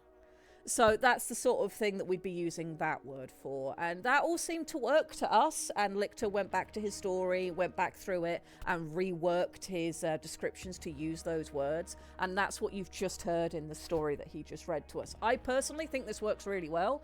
I think it makes sense. It won't take too much difficulty for a audience who doesn't know Shoal to understand what we mean. It will take only minimal sort of expository showing of how these words work before it becomes sort of a natural, oh, I know what this means. I didn't feel it was too complicated, but I would love to know what you think, chat, because this is a communal effort and your input matters. Very much so. Erica says Shroud wouldn't be used anywhere else on Shoal, given how different funerary practice will have to be underwater. Yes, although if they do have a shroud, it would be different to a human one. I mean, there's going to be some stuff to explore there when we get there. Oh yeah. That's when we start talking about specific cultures. Good God. Yes. The yes. Piodianoi Consortium is now a thing. Yeah, I think one of the fun things as we go into next year and we start fully expanding the compendium and making it into a final product that people can have, etc., etc. I think what's going to be really interesting is detailing out some general cultures that we know are just there, but then adding to it over time as people write stories and bring in the things that they're interested in and the cultures that they want to have, and that we start slotting those in as they start existing in readable prose. That's going to be a very fun organic evolution, I think. Will says we may have to come up with a standard glossary that would be included in every book to explain all the terms for the layperson. Well, if you remember correctly, that's I'm phrasing things wrong. If you remember when I read the Battletech romance and was talking about the terribleness of this book, I started, when I was telling you guys about this, about some things in the book that I liked. And I did like that it had a glossary at the back where you could look up terms that you might not automatically know. And I think that's a good idea. I do think we should have an opening to all of our books that is sort of a very brief general "this is Shoal," in the same way as, you know, in the far distant future there is only war from 40k, and then in the back of the book we have a glossary of terms that people can look up. But what we'll also do is we will try to make it so that you don't have to go to the glossary. It's clear what's going on from in the prose, but if you miss it, or if you've put the book down for a while and you come back to it and you just need a refresher, you go to the back to find it. So it's there if it's needed, but we should try to make our prose relatively readable without relying on it, if that makes sense. The glossary and timeline were, I think, the only things you liked about the book. There were a few things I liked about the Battletech romance. I liked the glossary at the back. I liked that there was the general timeline of errors so that you could follow that. I didn't mind that the mechs were here. I thought that was a good choice for this so that you could visualize what's going on. But it did make me think that the choice of mechs that are used in the story was subpar, perhaps. And I also liked that there was some theming with the book. It's something I use in my own prose when I'm writing, is when I'm writing a chapter and I have like a time pass within the chapter without moving to another chapter, or if I need to sort of shift perspective to something else, or just imply that I need the reader's brain to reset from what they've just read to something new, I will put like a little graphic into my prose that sort of forces the brain to do a momentary reset. I can show you what that looks like in a moment. The Battletech romance does that. It uses a little tiny Atlas head logo. And this book, it's used in this book specifically to say, okay, you've just been reading in Devendra's point of view, now we're changing to Alaric's point of view. That's what they use it for. But in itself, it's a literary device that I think is quite nice, that I personally utilize. So that was okay as well. Is it used well through the book? No. There's one chapter that I read recently to my book club where you read 3 sentences as Devendra, Atlas head, now you're following Alaric, and nothing important happens in those 3 sentences. I do not know why the chapter did not just open with Alaric. It would have made more sense. But the actual icon itself and that little beat to pause and shift your brain ready for something new, that I liked. Let me bring up something of my own so I can show you what that looks like. I will want this one. And this should just layer up over the top with any luck. We will see. We will click in and find an example of where this happens in my work. Okay, there we go. Right, let's see if it's shifted over. It has not. There is an easy way I can make that happen. I will close Shoal for a moment and then reopen it, and it should flick to my other thing. Let's see what happens. Rants. Can I get this to behave itself? It also means that Shoal will save. Yeah, at least it's not italics vision. Yes, that has been done in another book. Italics are great. I really, really, really enjoy italics because they allow you... There we go. Right, is that going to shift over now? Italics allow you to do things like, no, that's... Thank you. There we go. Thank you, OBS. Behave yourself. Italics allow you to do things like indicate that you're seeing somebody's internal personal thought when they're sort of talking to themselves inside their own head. Which might be bigging yourself up before a fight or whatever. Italics are great. If you write an entire chapter in italics, you deserve to be taken out behind a shed and shot. So what you're looking at here is from my personal setting, and we are currently looking on the left side at chapter 1, which is in my first act of the story, the hook, and we are in a scene where my main character is exploring an abandoned vault that has a lot of traps through it, and I've gotten her to go through one series of things, but then I need the reader's brain to reset and give the implication that she's paused for a few minutes to think, and now we're going to move to something slightly different. I need you to take a beat and then we're going to carry on. So I have this little graphic here to sort of indicate, take a mental breath, and now we're going to carry on, and then my chapter continues down here. I also have a habit stylistically of putting a little graphic at the end of a chapter. This serves no practical purpose, I just like it. It's a visual thing because I'm also a visual artist and I cannot help myself. So this one serves no purpose and it's just there, and an editor would probably yell at me for it. But the little graphics I put in the middle of my prose are there for a purpose, and they serve a purpose, and I like them. I really liked putting Quire's thoughts Yes. in this little language I developed for him. Yes. The flat response and rising concordance. I wanted to make the entire thing. I was obviously emulating Sir Terry Yes. when I did that. Yes, and Sir Terry knew what he was doing. So, as with all creativity, general creators create, but great creators steal. Inspiration is wonderful. Exactly. So Craven Quire had his own voice, even though he said nothing. Yes, but a lot of that you also brought through in just sort of his body language, the way you described the mech. I mean, although you're describing the physicality of what's happening, just the idea of, this mech is wide and weighty and it holds and it stands still. You made him, you didn't just tell us he has a stolid personality, you showed us that from how the mech moved and what he did, and the fact that, he didn't try to race around or anything. So, I thought that fit him really well. And the consistent lines to indicate this is Graven Quire's thought, even if that thought is, flat response, made that very consistent the whole way through, which is a great thing to do. Is Emma Sam? Ed was going above and beyond. Ed was like, this is going to be this is smarter than it's implied to be. I'm going to decode this. He is smarter than I am.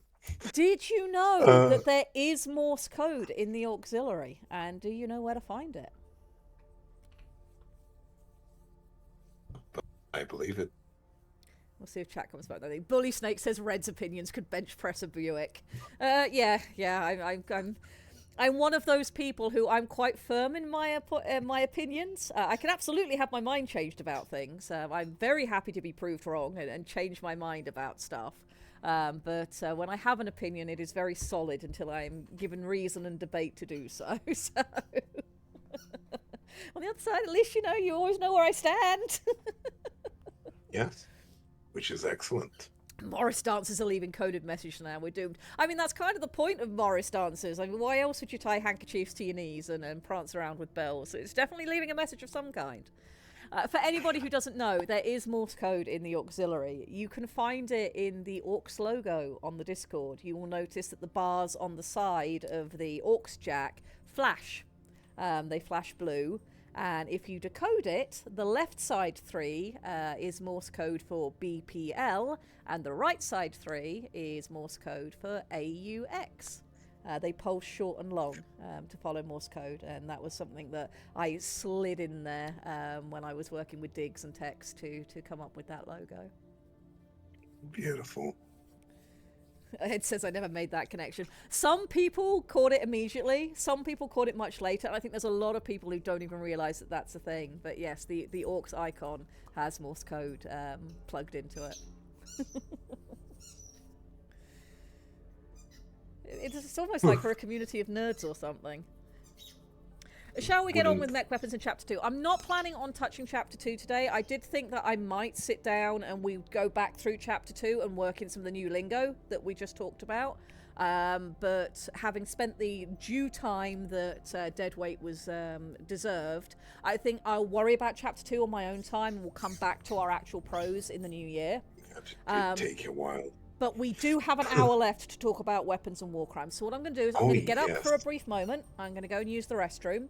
And then when I come back, we will set things up, open up a file so we can start talking about all of the stuff that you guys put into the Discord channel and the ideas that you've had. And we can look at maybe classifying our weapon systems, what things we think work, what things we think don't, and sort of give ourselves a framework for the future. So I will be right back. Victor, you're in charge. Good luck. Oh, God. Okay, fine. Dr. Who says, are we going to pet dogs again? Yes, we'll tell Red to pet dogs again. We'll get to mech weapons. Yes. Good God. Okay. It was a lot of reading, guys. I really hope that went well. I hope we enjoyed it. Yes, I've got this. I've got something. That's for sure. What? Who has tiny birds? Why do we need tiny birds? I'm confused. I'm concerned.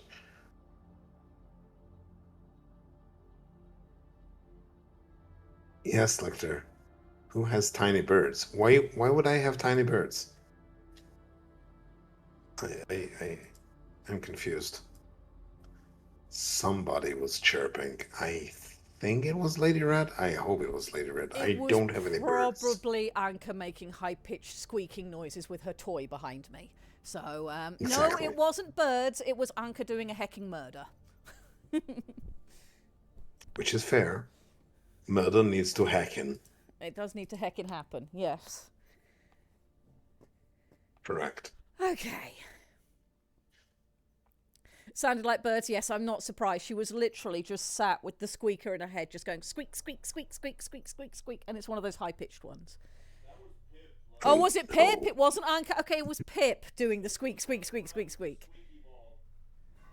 Tiny birds is the same number of syllables as baby shark. Excellent. Please go out and use that thought for violence out in the world. I'm sure nothing bad will come from it. Alrighty, let me actually go into here. Let's split our screen so that we have the ability to look at two things at once if we so wish.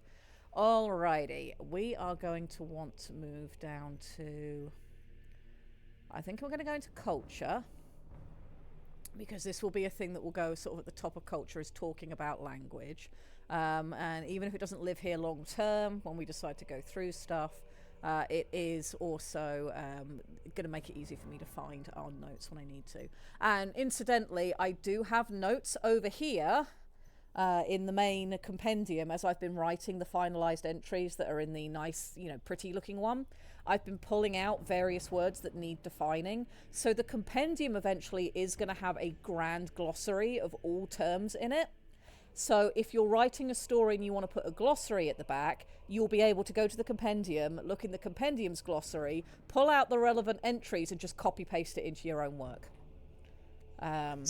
Which I think will be very helpful, and it will keep things consistent, therefore, across all stories for people to be able to find out what they need to find out. So we do have an in-progress glossary. It's just not ready for production yet, but that's what 2026 is for. So, yes. More Shoal.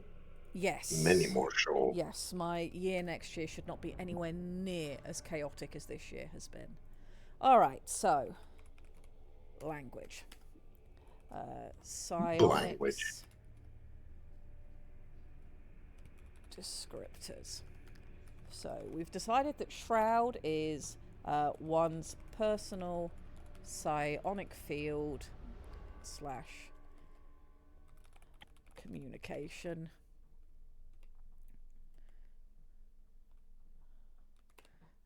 A Shroud wraps around an individual but can be directed, spread, etc. to perform the same tasks as shouting, whispering, involuntary exclamation, etc. I think another thing we need to do here is go up at the top, psionics. A psionic communication is not a telepathic one. Shoal's psions cannot just mentally speak full sentences into each other's heads. They instead carry impressions and vocal sounds accompanying give sharp context. Okay, so shroud, and then we decided resonance, compatibility with another's. I just want to do this very quickly because we want to get into weapons.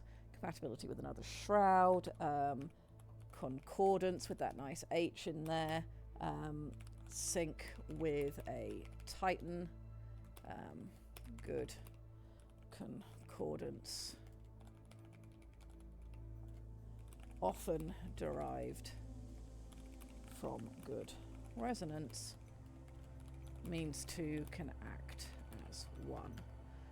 And then we had albedo, the way Titans psionically track and mark targets in the world and derive data from that lock. And then we also had, what term am I missing here that we had? Psyoptics. Coordinates, resonance, psyoptics, yes. Psyoptics, the psionic suite of sensors on a mech or a pilot's Psyoptic is the line of sight mode of communication. It's the it is line of sight psionic communication. So kind of like radio, psionic radio. yeah, it's what just to be clear to everyone listening. Psyoptics is how you transcend from empath psychic connection to telepathic connection. Like this is how you bridge that gap. If you want to tell your Titan pilot, this thing over there, kill that in that method, you need a psyoptic connection. Psyoptically inform them. Mm-hmm. Exactly. Okay, so that's that. That's what we discussed today. That's now in here so it doesn't get forgotten. Now, weapons. We were going to talk about weapons and nonsense today. So let's do some of that because that will be fun. And I think that's a good way to finish up our building on Shoal until 2026. So, Yes, let's talk about how do people be violent? How do folks are violent against each other in Shoal? Coral, do I have stuff to do with Titans in here? Not yet. Society and power. Society. Emotion. Here we go. Titan overview. Alright, let's see if any of this would be appropriate for us to put. It might be in the overview, we'll put the notes. Birth of Titan, Titan pilots. Legendary Mecha, where we've got a couple to go in there. Benny. Yeah, Benny. Though that was one other thing I wanted to talk about this week is when we originally slotted Benny into the compendium, we had him in as a Leviathan because he's basically a hermit crab that got giant. He is a Leviathan for a hermit crab, but it's because he has a Titan shell because he bonded with it. Does that mean that we want to keep him as a Leviathan, or does he become a Titan cryptid? He's a Titan. He's a Titan. Yeah, He's Titan cryptid. Yeah. Okay. I think I think he deserves the credit of being one of the good guys. The weirdly one of the good guys. What I really want to find is where we put all of our original notes for our types of, our Titan classifications. And I don't remember where that got put. And this is again why next year we really need to make Shoal the focus, which is nobody's problem but mine. But you know, That's okay. next year, man, I'm determined. Next year will be much more streamlined, much more streamlined. A lot less Chinese in aspect. Yes, and war crimes o'clock. I found where we hid war crimes. That might be useful for us to be in. We might just work from here. Yes. Because We're I know working some our of way the from- weapon suggestions will definitely qualify as war crimes. All right, let's just put stuff Yes. in Titan overview for now. Alrighty. So, I really wish I knew where I had that specific information I'm thinking of. It's very, very annoying. I had a nap before stream today, and I dreamt in my nap that I just completely ballsed up stream and went quiet for like half an hour and still expected all of you people to be here. And I think I was just foreshadowing this moment where I can't find what I'm very much looking to access while we're trying to do something useful. Oh god, I'm useless. That's okay. No, you're not. You're amazing, and we love you for it. You're doing excellent stuff, and yes, organizing what is already two different books of material on the same computer is a little bit of a task. Just a little bit. The All British right. sort of little bit. We'll just work from here. So we know we have sort of inert titans. They're unawakened. We know We have the our- slumber. Yeah, or slumbering. Yes, the slumbering and the paragons. Awakened titans. We then have our chimeras. Multiple temps cores combined. And then we will sort of have our sort of legendary ones I seem to remember we had. So that was what we had for that. And we knew that we had categories like industrial, research, exploration, combat. Yep. We had different makes. fancy, and aerial question mark. Because we really haven't thought about that yet, and I don't think that needs to be a concern right now. The sky on Shoal is unique, and we'll dig into that some more next year. So what we're concerned with today is weaponry, and I mostly would like us to focus on weaponry that works underwater, because that's going to be the majority of the stuff that we cover. Obviously other stuff will become important later, but we only have an hour today, so let's start with what's going to be most commonly used and work from there. And I know there is a ton of notes in the orcs that I can click over to and scroll through, but first I'm going to see what chat's saying. Yes. Have a look. Chat traditionally has the best ideas and also commits the most war crimes per capita. Yes, yeah, Shoal would not be nearly as interesting as it is without everybody who turns up every week to help build it. And I'm very grateful for all of you. Correct. There's almost 50 of you guys around here. That is amazing. Allow me to be. We've consistently had like 30 people the whole stream, which it warms my cold dead heart. Right, chat That says. Ed says borderline. size-sensitive humans probably don't have a proper shroud, but can sense some tones of others' shrouds. Yeah, I feel like a human would be, at best, for all they have a shroud, it's always going to be quite close and small and sort of quieter than a Shoaly shroud. And that's for those rare individuals that have one at all. So, yeah, they should be able to sense easier than they can sort of project their own. Do we want concordance to... Do you mind? My goodness! My goodness, beagles! Why are we screaming? Not necessary, thank you. Do we want concordance to also be the Shoaly word for marriage, or its equivalent, giving the intimate nature of the bond? The mech usage would come later, of course. So yeah, maybe concordance was the word that was used for that kind of, intimate bond, and it just naturally became a part of Titan language once Titans started becoming a thing. Probably it would have started with the early Titans as a joke, and then it just became the term. Like, you're married to your mech, and that just became the term.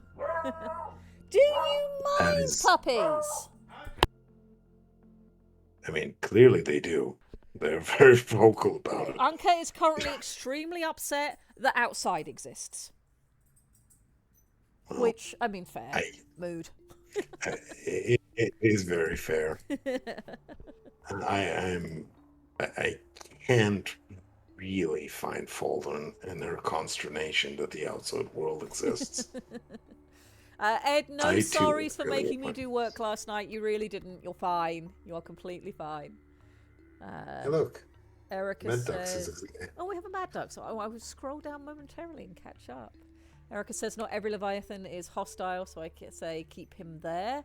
Okay. We'll have to do a vote on it. Okay, Benny Shell is a Titan, and the Titan probably. is part of it, so... Fundamentally Titan. We'll do a vote. We will do a vote before we end stream. Lord Trower says, my sister is writing a story about our TTRPG game, and to differentiate characters talking, she's using different fonts depending on that character's personality. For something like that, where you're recounting a story that you did in another medium, that can be really, really good. There is, I'm trying to remember which book it is out there, but there's a book where an author did the same thing purely with speech. And they had, like, for the scientific character, a very sort of Times New Roman, very factual font, very, very straight. And then they have the artistic character who had a more cursive, flowy font that was used for them.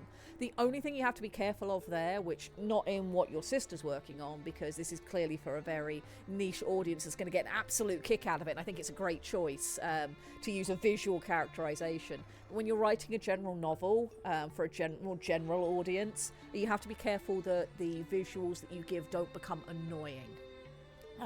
So as long as your fonts aren't too extreme or out of the ordinary, it's enough to be noticeable but not distracting. That can be a great visual thing, and I hope your sister's having a wonderful time writing.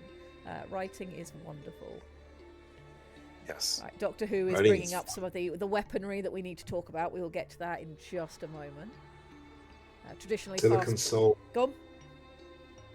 Silicon Soul. See yourself out for giving people headaches. See yourself out. You may use the 50 cal in order to finish the job. We will spare the expense of the ammo. Exactly. I mean, no.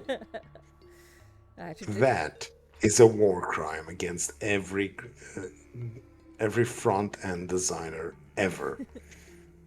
It is like, I haven't no. got to what they said yet, but I'm sure I will be suitably upset when I see it. I am suitably upset for both of us. I see Mad Duck has indeed joined us. Yes, we are doing writing nerdery. Lichter read his short story today. We've talked about some language nonsense. And we're being educational, I swear. Wilf and Doctor Who are both pointing out that ballistics don't like water. There is a reason why when you're doing ballistics tests, bullets are fired into a tank of water to slow them down for retrieval. So yes, we're going to want to think very carefully about what we want to use, how and why and where. Erica's going to write up a rite of concordance. Excellent. If you want to make it specific to one of the races or one particular area, that's fine, because I imagine that rites of concordance will vary quite a lot across cultures. And that will be quite fun. That will maybe we do that for Valentine's Day next year, is we look at writing up some different rites of concordance across different cultures. But if you have a sample one to get us started, that would be very helpful. That would be amazing. I see. Comic Sans for the character you want to smack every time they speak. I mean, it would get the point across. There is. It would, but they will shoot the person who chose to willingly use that font. So, when I started my book club several years ago, I started with a particular terrible book that had really taken my fancy because I was following the shenanigans of the author involved. And it was the book is called Why I Sued Taylor Swift and Became Falsely Known as Frivolous, Litigious and Crazy by Russell Greer. I followed Greer's story for many years at this point, but his book, which had that wonderful, extraordinarily long title, which predated the Isekai explosion, the opening's in Comic Sans. I mean, and you didn't kill him. I mean, if I had the opportunity to do so, I probably would, because the man is not a very nice man. He is a sex pest, and although not outright violent, entitlement is the word of the day, and he certainly couldn't do more damage behind bars than he does out in the real world. But we're not here about him today. Yes. No. Archon Erica is pointing out that, yes, Sir Pratchett has also done similar things with visuals in his writing, with capital letters for death, occasional punctuation for two flower to indicate how fast he speaks. Again, absolutely. I adore the usage of visual in the written language. It's just that Comic Sans brings out my desire to call a 155 barrage on a certain grid square. I agree. I entirely agree. Comic Sans is terrible. Again, I am a very sensible person, usually. I also have access to two-ton bombs. Will so, says, I once got a letter from a gas inspector written in Comic Sans. It did not inspire confidence in the inspection. I think we know where your two-ton bombs need to go. There you go. There you have it. Simple. At least Comic Sans elegant. isn't Wingdings. Wingdings is useful, though, because Wingdings, you're not supposed to write in Wingdings to be read. You're supposed to use letters to represent characters, to present visual information, like tick marks, etc. The little graphics that I had in the text I showed you guys earlier, to show how I split up sections to get the reader to take a beat, that's how I do that, is a use of Wingdings. The correct Wingdings icon is ideal. In my Supernatural book that I'm writing, at the end of the chapters, I have a little blood drop icon, which is a capital V in Wingdings. So, Comic Sans is actually shown to be useful in literary rates for dyslexic individuals. So the reason why Comic Sans is good for that, and it's part of the reason why Comic Sans could be so annoying as an adult, Comic Sans is wonderful to use with children because it gives you the individual letters in the way that they're going to be taught to draw them in school. Because when you're teaching a child to read and write, you are teaching them to draw a glyph because they haven't yet matched understanding to it. That's what you're building. So you want something that's easy to draw, something that's not complicated, and that's exactly why Comic Sans is that way. It's very readable, it's very legible. It's also very aggravating because its kerning is deliberately designed to be well spaced out for children, or for basic ass comic books, hence its name.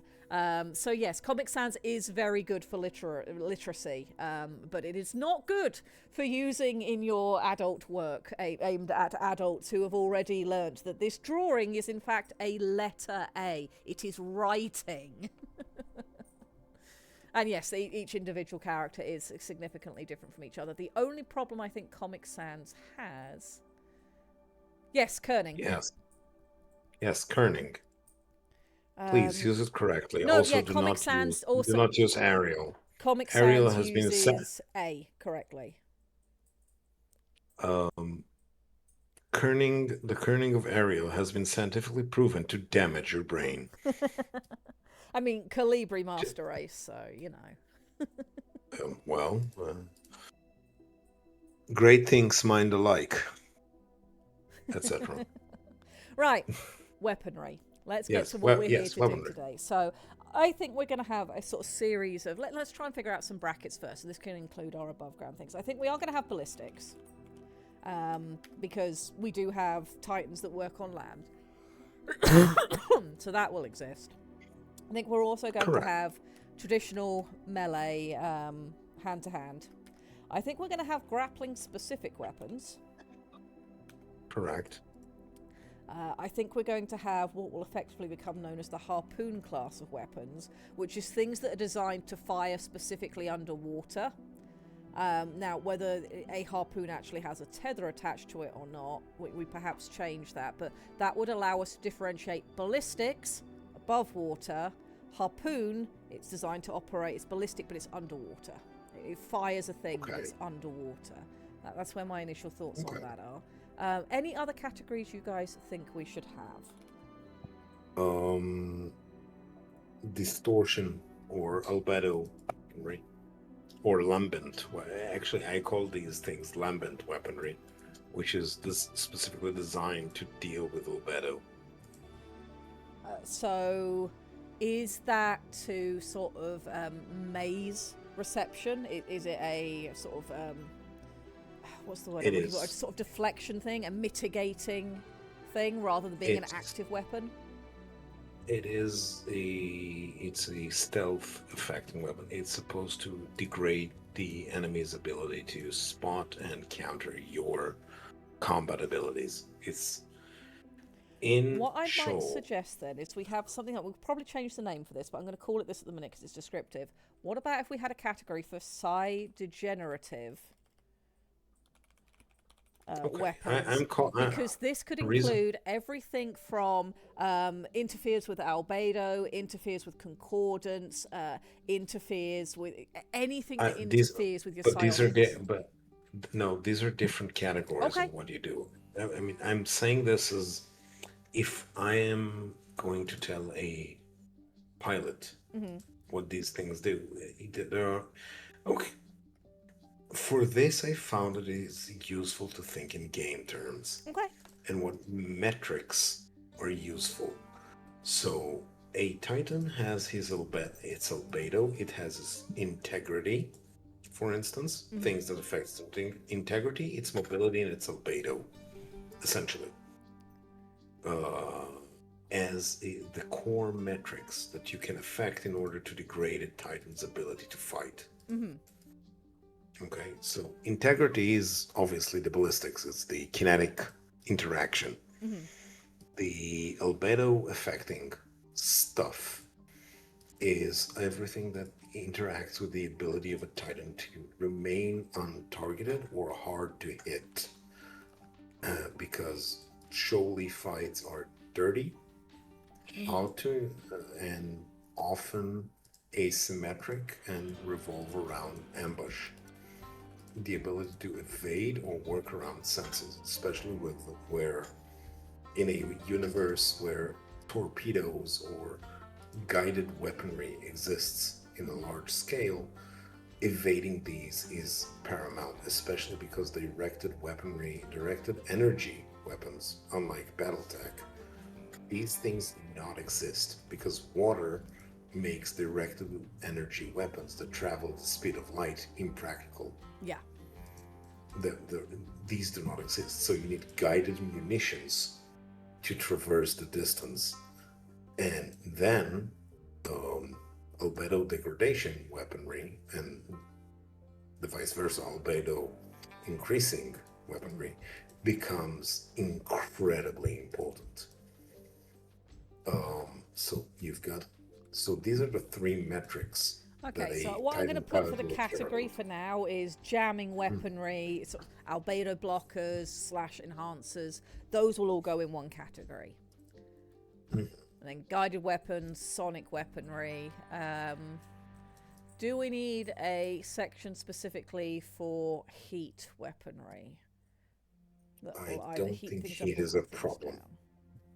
I don't think heat is a problem. Okay, let's see Shoal, if chat has suggested anything I've missed. Sonic weaponry is an option. Bubbles, aka so sonic / cavitation weaponry. We'll make that both because those go together. Okay, sonic / cavitation weaponry. Okay. Let's see what else chat has had to say. Yes, chat. Speak up. Chat is having fun with kerning and the fact that Twitch doesn't use the best font for being able to read small sizes. That is true. Microwave point defense. Microwave will not work in point defense unless what you're trying to do is water, unless you're using it to create bubbles that impact cavitation. Microwave point defense would work if what you're doing is create a sheet of bubbles that distorts cavitation and makes cavitation weaponry Yeah, at which point it'd just be under cavitation anyway. Yeah. Okay, so I think we've got our categories. What do we need to fit into them? I'm going to leave ballistics alone for the moment because we want to stick to underwater first. I think knowing our underwater weaponry first will help to inform us of what on-land weaponry looks like, because the Shoal started underwater, so when they moved to land and started doing new things, it's going to be based on what they already knew. So I think we are right to start here. All right, let me go over to the Discord and see many of the wonderful things that you guys were suggesting. I know Zork was interested in human weaponry, so as and when Ed gets us some more human information and we get that all plugged into the... I think what's going to happen long term, the main compendium of Shoal is next year's focus and will be completed. Side by side with that, as time permits for the relevant people involved, I think we're going to have like 2 supplementary compendiums that are very specific. One will be on Shoal's religion, because of all of the extensive work that Archon Erica's done on that, and one will be on humans.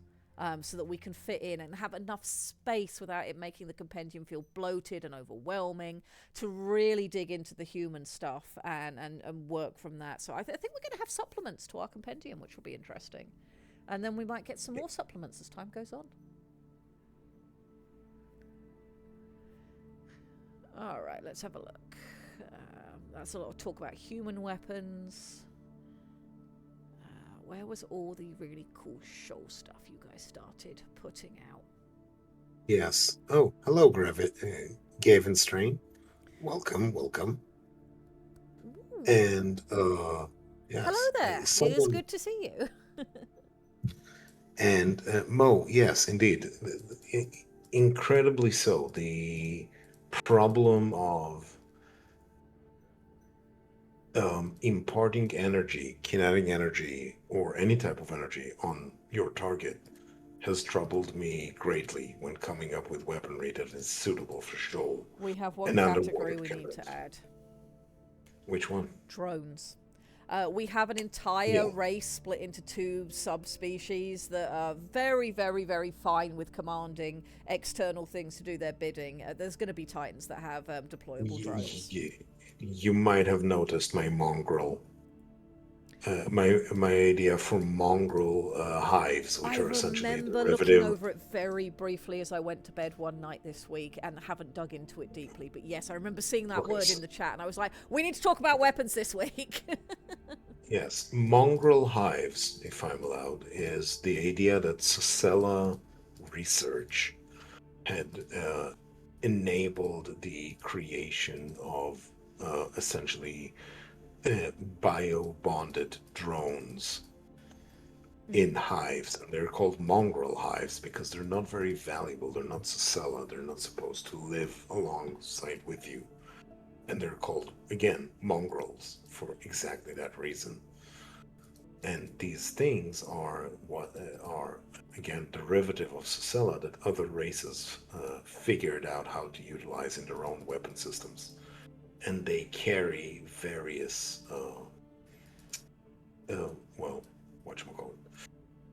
payloads. Yes, they carry various payloads, and they're grown in certain manners and are taught to the Titan to control. Because if we remember, Titans do not come into being knowing how to use all the weapons you put on them. They need to learn how to use it. Yes, they have a acclimation period. Because they are not computers. They are living beings, and they study and learn just like any other living being.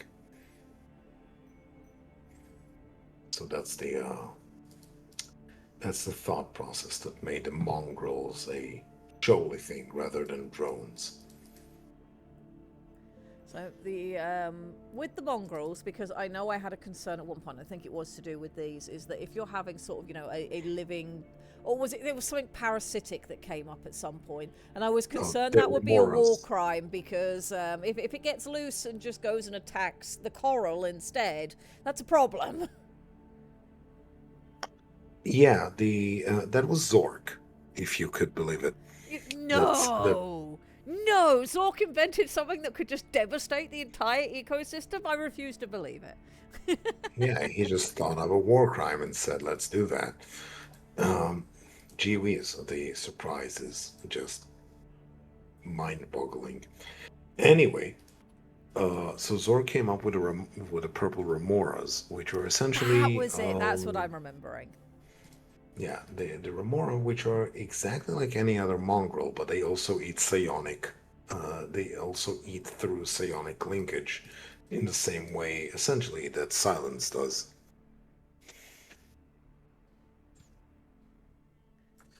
I'm currently Wait a lifting minute. stuff directly from the Discord and shoving it into the relevant category, so I have all of your wonderful notes, and then we can see if there's anything else we need to add. Could you do me Constance, what I a mean. short write-up for the... Oh, no, you already did. Never mind.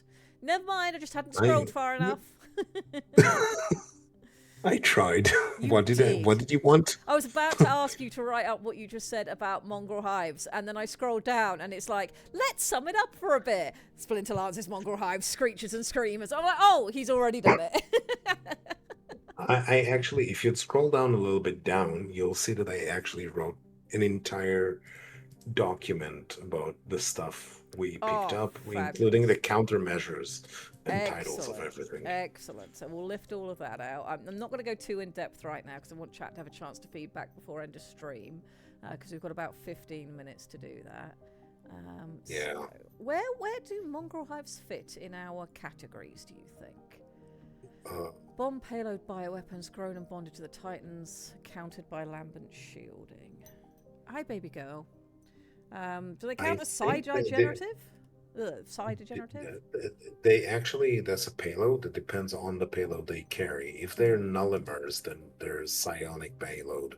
They're guided weapons. Okay, so they're guided weapons. We'll stick them in there. Beautiful. Yeah. Okay, let me see what else I can grab from here. And then this is sonic weapons.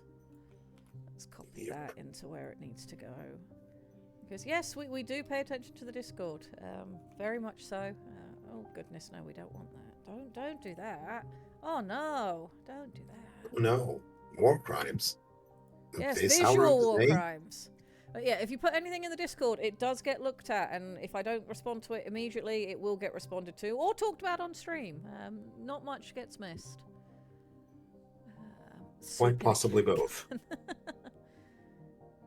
If the Shoal have Yes. nuclear batteries, I wonder if the Shoal would develop an amphibious railgun as a one-shot glow/fang aspect weapon. Railguns are relatively simple electric weapons, and Shoal bioengineering could produce a weapon that could regenerate after firing a projectile, not to mention hold the rails together while firing. Saltwater is a great conductor, which means the projectile wouldn't need to directly contact the rails, though a conductive mucus could be used as well. Electromagnetism is a radiation itself, and thus could be considered glow, but I can see this being controversial among librarians. Do we need electric weapons as its own category? What do we think? Yes, because we're going to have induction grapple hooks. That's going to preheat you like a fucking bento box. Okay, so electric/induction. Have you seen what an induction loop does to an ingot of steel? I have not, but if you have a video, send it my way. That sounds interesting. I will. It's essentially it's a loop of copper that you put a billet of iron through, and you see it go from dull to red hot just by passing it through the loop. Wow. And it's just like, okay, now imagine what happened if a hooked claw is closing on your limb and does that to you. Burning. Oh, Ed Yes. just said. Ed Sure. says, I'm trying to get a fact sheet out that will allow people to work on human stuff, a bare bones compendium, so that Ed won't need to be involved every step along the way. If you're available to do that, Ed, that will be great, but I am quite happy to not fully ratify all of the human stuff until we're at the point where you're able to do that. One of the most important things about Shoal is that we started this for fun and entertainment. Yes, we're educational as we go along with it, insofar as somebody who doesn't have a degree can be educational. I just really like writing. I don't have any degrees in it. But if Shoal starts to feel like it's a chore, or that too much is being asked of you, or it's not fun, then it's missed its purpose. So please, for those of you who are working on elements for the setting, do not feel pressured. We have the ability to take as much time as we like with all of this, and most of all, I want you guys to have fun. Creativity is a hell of a lot easier when you are enjoying yourself. Yes. Cone snails could act as an example here. They shoot out a biological harpoon from their pointy end, loaded with some hilariously toxic poisons. That could be easily adapted into a Titan weapon. Little kinetic energy can be imparted, so a toxic payload to make up for it. I think that's where some of our sort of psi-degenerative weapons will come in, and one of the things that I haven't gotten down to in the Discord yet, but that I will be adding in, was my thought that I had was one of the things that's going to be really important for underwater combat is locking up and grappling. Ballistics have problems underwater, but if you can get into close combat range with your opponent, and then you have weaponry that's either designed to pinch or to be a fulcrum or leverage so that you can snap bits of the opposing mech over part of your own mech, that's going to be a viable thing as well. Being able to get close enough that once you're into that grapple and being able to fire psi-degenerative darts into the opponent when you've cracked the outer armor, I can see very much being a thing. Yep. Yes. Virthagen. Yes. Neurotoxin. Just a little bit, so the scientist would not suspect you. Hello, Gladys. And for those of you who missed that reference, go play Portal 2. Anybody who hasn't played Portal at this point, I mean, where have you been? Wilf says I don't electric know. eels are a thing, so electro weapons on Shoal makes sense. Yes, I agree. Stunning weaponry and the like. That will be fun. There will be electric weaponry. Salination is a thing. I did find out that the stronger the emission of sonic weaponry, the more directed it becomes, which opens up, strangely enough, a version of directed energy weapons on Shoal. But these should be hilariously hard to use. And I do mean hilariously hard to use. It's not just hard to use. It is stupid hard to use. This is why in the story, in Dead Weight, they needed the entire station to just create sort of a directed wave. Mm-hmm. It's like the amount of energy involved makes a nuclear reactor look like, yeah, but what about second breakfast? All right. I know melee-wise, there was talk of heated axes, swords, etc. Loop induction. Fists? Question mark? My contribution was the Pons Impulse weapons, which is essentially Pons Coral Impulse. Mm-hmm. That makes you do a 1-inch punch with your fist in the traditional super cavitating underwater Valstrax fashion. I've shoved Splinter Lance under a harpoon weapon at the moment because it's firing a lancet, which is like a harpoon type thing. But yeah, I did see that in there, and I've shoved it there. Does it belong somewhere else? No, the Splinter Lance is it's a different thing. Okay. It's a different thing. You in the same bunch of text that you've seen that's in the Discord, there's something called Pawns Impulse Weapons. Okay. One moment. I'll just find it for you. One moment. Yes, I'm scrolling, but you guys did a lot of talking this week, which was lovely to see. Yes. We have been particularly Gabby. Pawns Impulse Shell. There you go. Pawns Impulse Shell Breakers. Pawns Impulse Shell Breakers generate rapid localized force through coral-powered contractile systems, delivering pulses impulse shock directly into target structure. These weapons are intended to destabilize posture, rupture joints, or shear ankle points without penetrating armor. They are optimized for close-range engagements and grappling scenarios. The Pawns Impulse Shell Breakers are essentially what happens when you treat your pawn's coral that is threaded through a titan the same way a mech treats its Mayumer bundles, and Yes. says, and says, "Fuck it," and just pull with full strength. Ah, yes. I'm looking at the bigger text you have here now. I will need to Yeah, copy all of that in to shove into this as it gets written up. we have the Splinter Lance, we have the Echo Lance, which is the sniper version, Mongrel Hive, Sonic Resonators, Lambent Barrage Casters, Pawn's Impulse Shell Breakers, Harpoon Anchors, Nullimer Munitions, and Violet Remori. Excellent. All right, I've copied all of that into the master document to be tidied up later, because that is good. Ah, I see there was a post from Zork. I imagine these will be war crimes. I will copy these in as Yes. well. All right, we don't have too much time left before we will need Yeah, to we've got cede 5 to the minutes. wonderful striker, because we want to give him some time to get set up and have a lovely time with you all. Are there any other specific Titan weaponry that you guys would like to see available for our Titans that we haven't touched on today? Yeah, pile drivers / pile bunker. That's absolutely going to be a thing.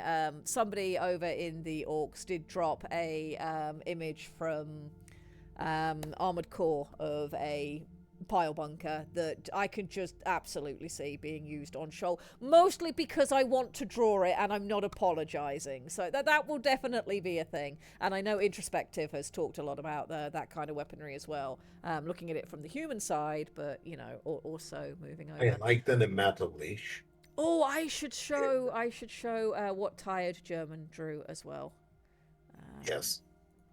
Let me save this. Let me save image. Give image. Gib. Gib. Doctor Who, I agree. The problem is, no problem. A very short range screen type weapon would be useful if the damage is not a kinetic sword. However, in ink, a blotter. Oh, that's beautiful. There we Yeah, the go. crawler. Tired German has started working on a crawler, Solashian. Is that a land crawler or a load crawler? Either way, I love the shape of this thing. I love the shape of this thing. We will need to think about, exactly what size the compartment should be to be big enough for our wonderful whale people. But I love the shape design on it. That's a very fun thing.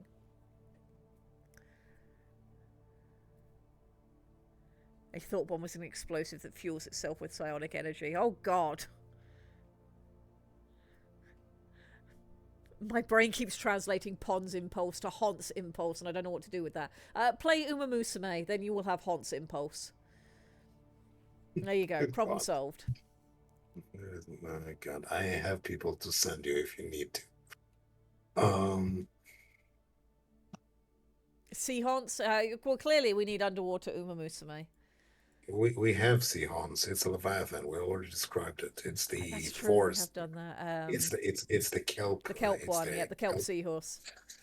Yes, the kelp seahorse. Yeah, no, I think we've committed just enough war crimes to start summoning something from the deep. Also, I have to. This is a public announcement. Anyone bombing Temp Squirrel is relegating themselves to the past tense in terms of everyone on Shoal. Yes. Yes. Anyone Temp's coral is bombing- very precious. It's precious. It's bad enough Titans have them. The bombing a library will get everyone Like, to delete how you. to make the entirety of a planet hate you in one easy step. What is the Shoaly equivalent of Geneva Conventions? We have. Let me go and find you the exact. It's. We did. It's we in Law did- and we Order. did talk about it. Yes, we did have that. Uh, We have a list of suggestions.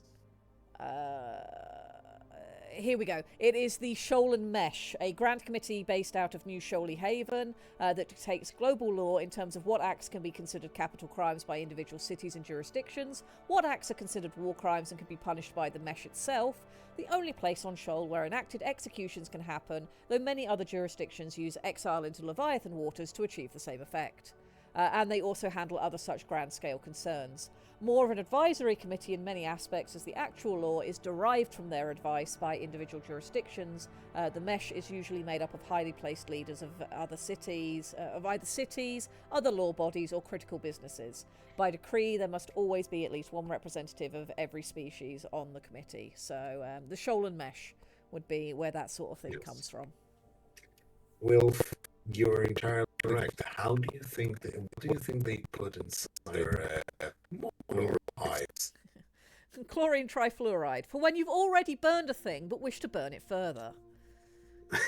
I do wish to note that I do have a plan for mongrel hives that are derived from pharaoh fuzz. So when they latch onto you, they become an induction platter. That's just, there you go. Have fun. You have an induction plate attached to you. See the heat rises. I know. So what I'm thinking then is when we come back in January, we're going to have several things to do. We're going to have the short stories that people are working on to look at as those become complete and enter those into the record and into a file where they can be accessed. We're going to have our continuing novel that we're working on, and we're also going to have completing our compendium to look at. So I think the initial part of the year we'll do lots of short stories and working on the main narrative. And I will be working on the compendium in the background with everything we've already decided. Once I run out of that content and we get into stuff that isn't fully fleshed out and we haven't finalised yet, which should be, at least, I think that'll probably be the summer by the time we get there. Possibly a little bit earlier, possibly late spring. But by the time we get there, we'll perhaps return to the compendium to finish fleshing out those areas that are left. So that hopefully, fingers crossed, perhaps by midsummer, it'd be really nice if by midsummer we could say, here is a completed compendium. Here is compendium version 1.0. We'll be able to continue adding to it as time goes on, obviously. That's going to be a necessity as we get more named characters that we want to add in details about. But that would be the goal. And then by the end of the year, we want to have our novel finished, completely edited, and we'll have gone through it and be ready for that to be in its final version and ready to go out. Of course, we'll adjust things as the year goes on, but I think that's what next year's going to start out looking like. And of course, when I say compendium completed, we're also going to be looking at artwork to accompany the 1.0 release, which will be lovely, and we'll have Tired German's wonderful work and potential other work from other people coming in. It's going to be an exciting time. Yes. It is, and we're going to close the stream by reminding everyone that next time we meet, around Crimbus, we're going to be talking about Devil May Cry. Yes, we will be here on December 26th, Boxing Day in the UK, is what I know it as. So we will be here on Boxing Day, and you guys voted that we will do the long rambled about Devil May Cry rant, because Devil May Cry is genius, and it is a narrative masterpiece. It is a character masterpiece. It is an excellent way to move storytelling into the video game genre. It has very interesting missteps it's made, very interesting correct steps that it's made, and I have opinions. Very large opinions that could lift an 18-wheeler, and Aiden is very keen on the series as well. Lichter is getting into the series, and there'll be a lot to talk about. I know the series, I just haven't played it in years. Yes, so it will either be Aiden playing or Lichter playing or passing off between the two of them, and we're going to be ranting about that, talking about some of my favourite characters, how to do good character arcs with some clear pointers for how things can be done wrong, how you learn from other people's mistakes. It's still going to be somewhat educational, just very impassioned, because I really like Devil May Cry. We have opinions. Yeah, I really like Devil May Cry. So that's what we're going to be here for on Boxing Day. I did say we were going to close out with one more poll that we need to do to let chat choose. Okay, Poll. Yes. Is Yes, Chad. You need Benny to choose. a Titan cryptid or a Leviathan?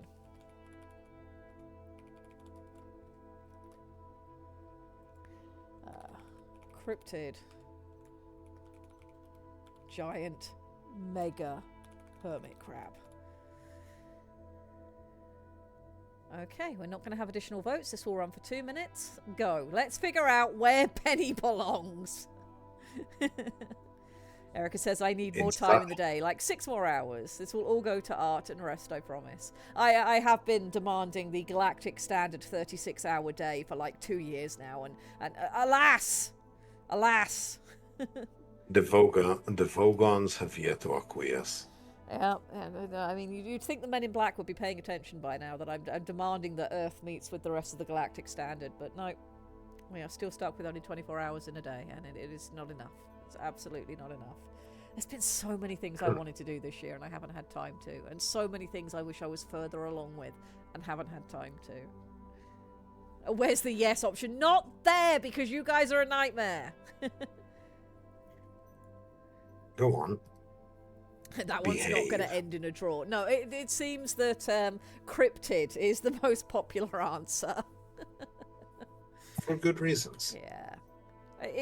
It genuinely makes me happy in a very special way that you guys have taken to Benny the way that you have, because, I mean, Benny is just fun in and of himself, but for those of you who are here when his inception happened, he is a memorial to a dearly departed friend who was also an Orcslander.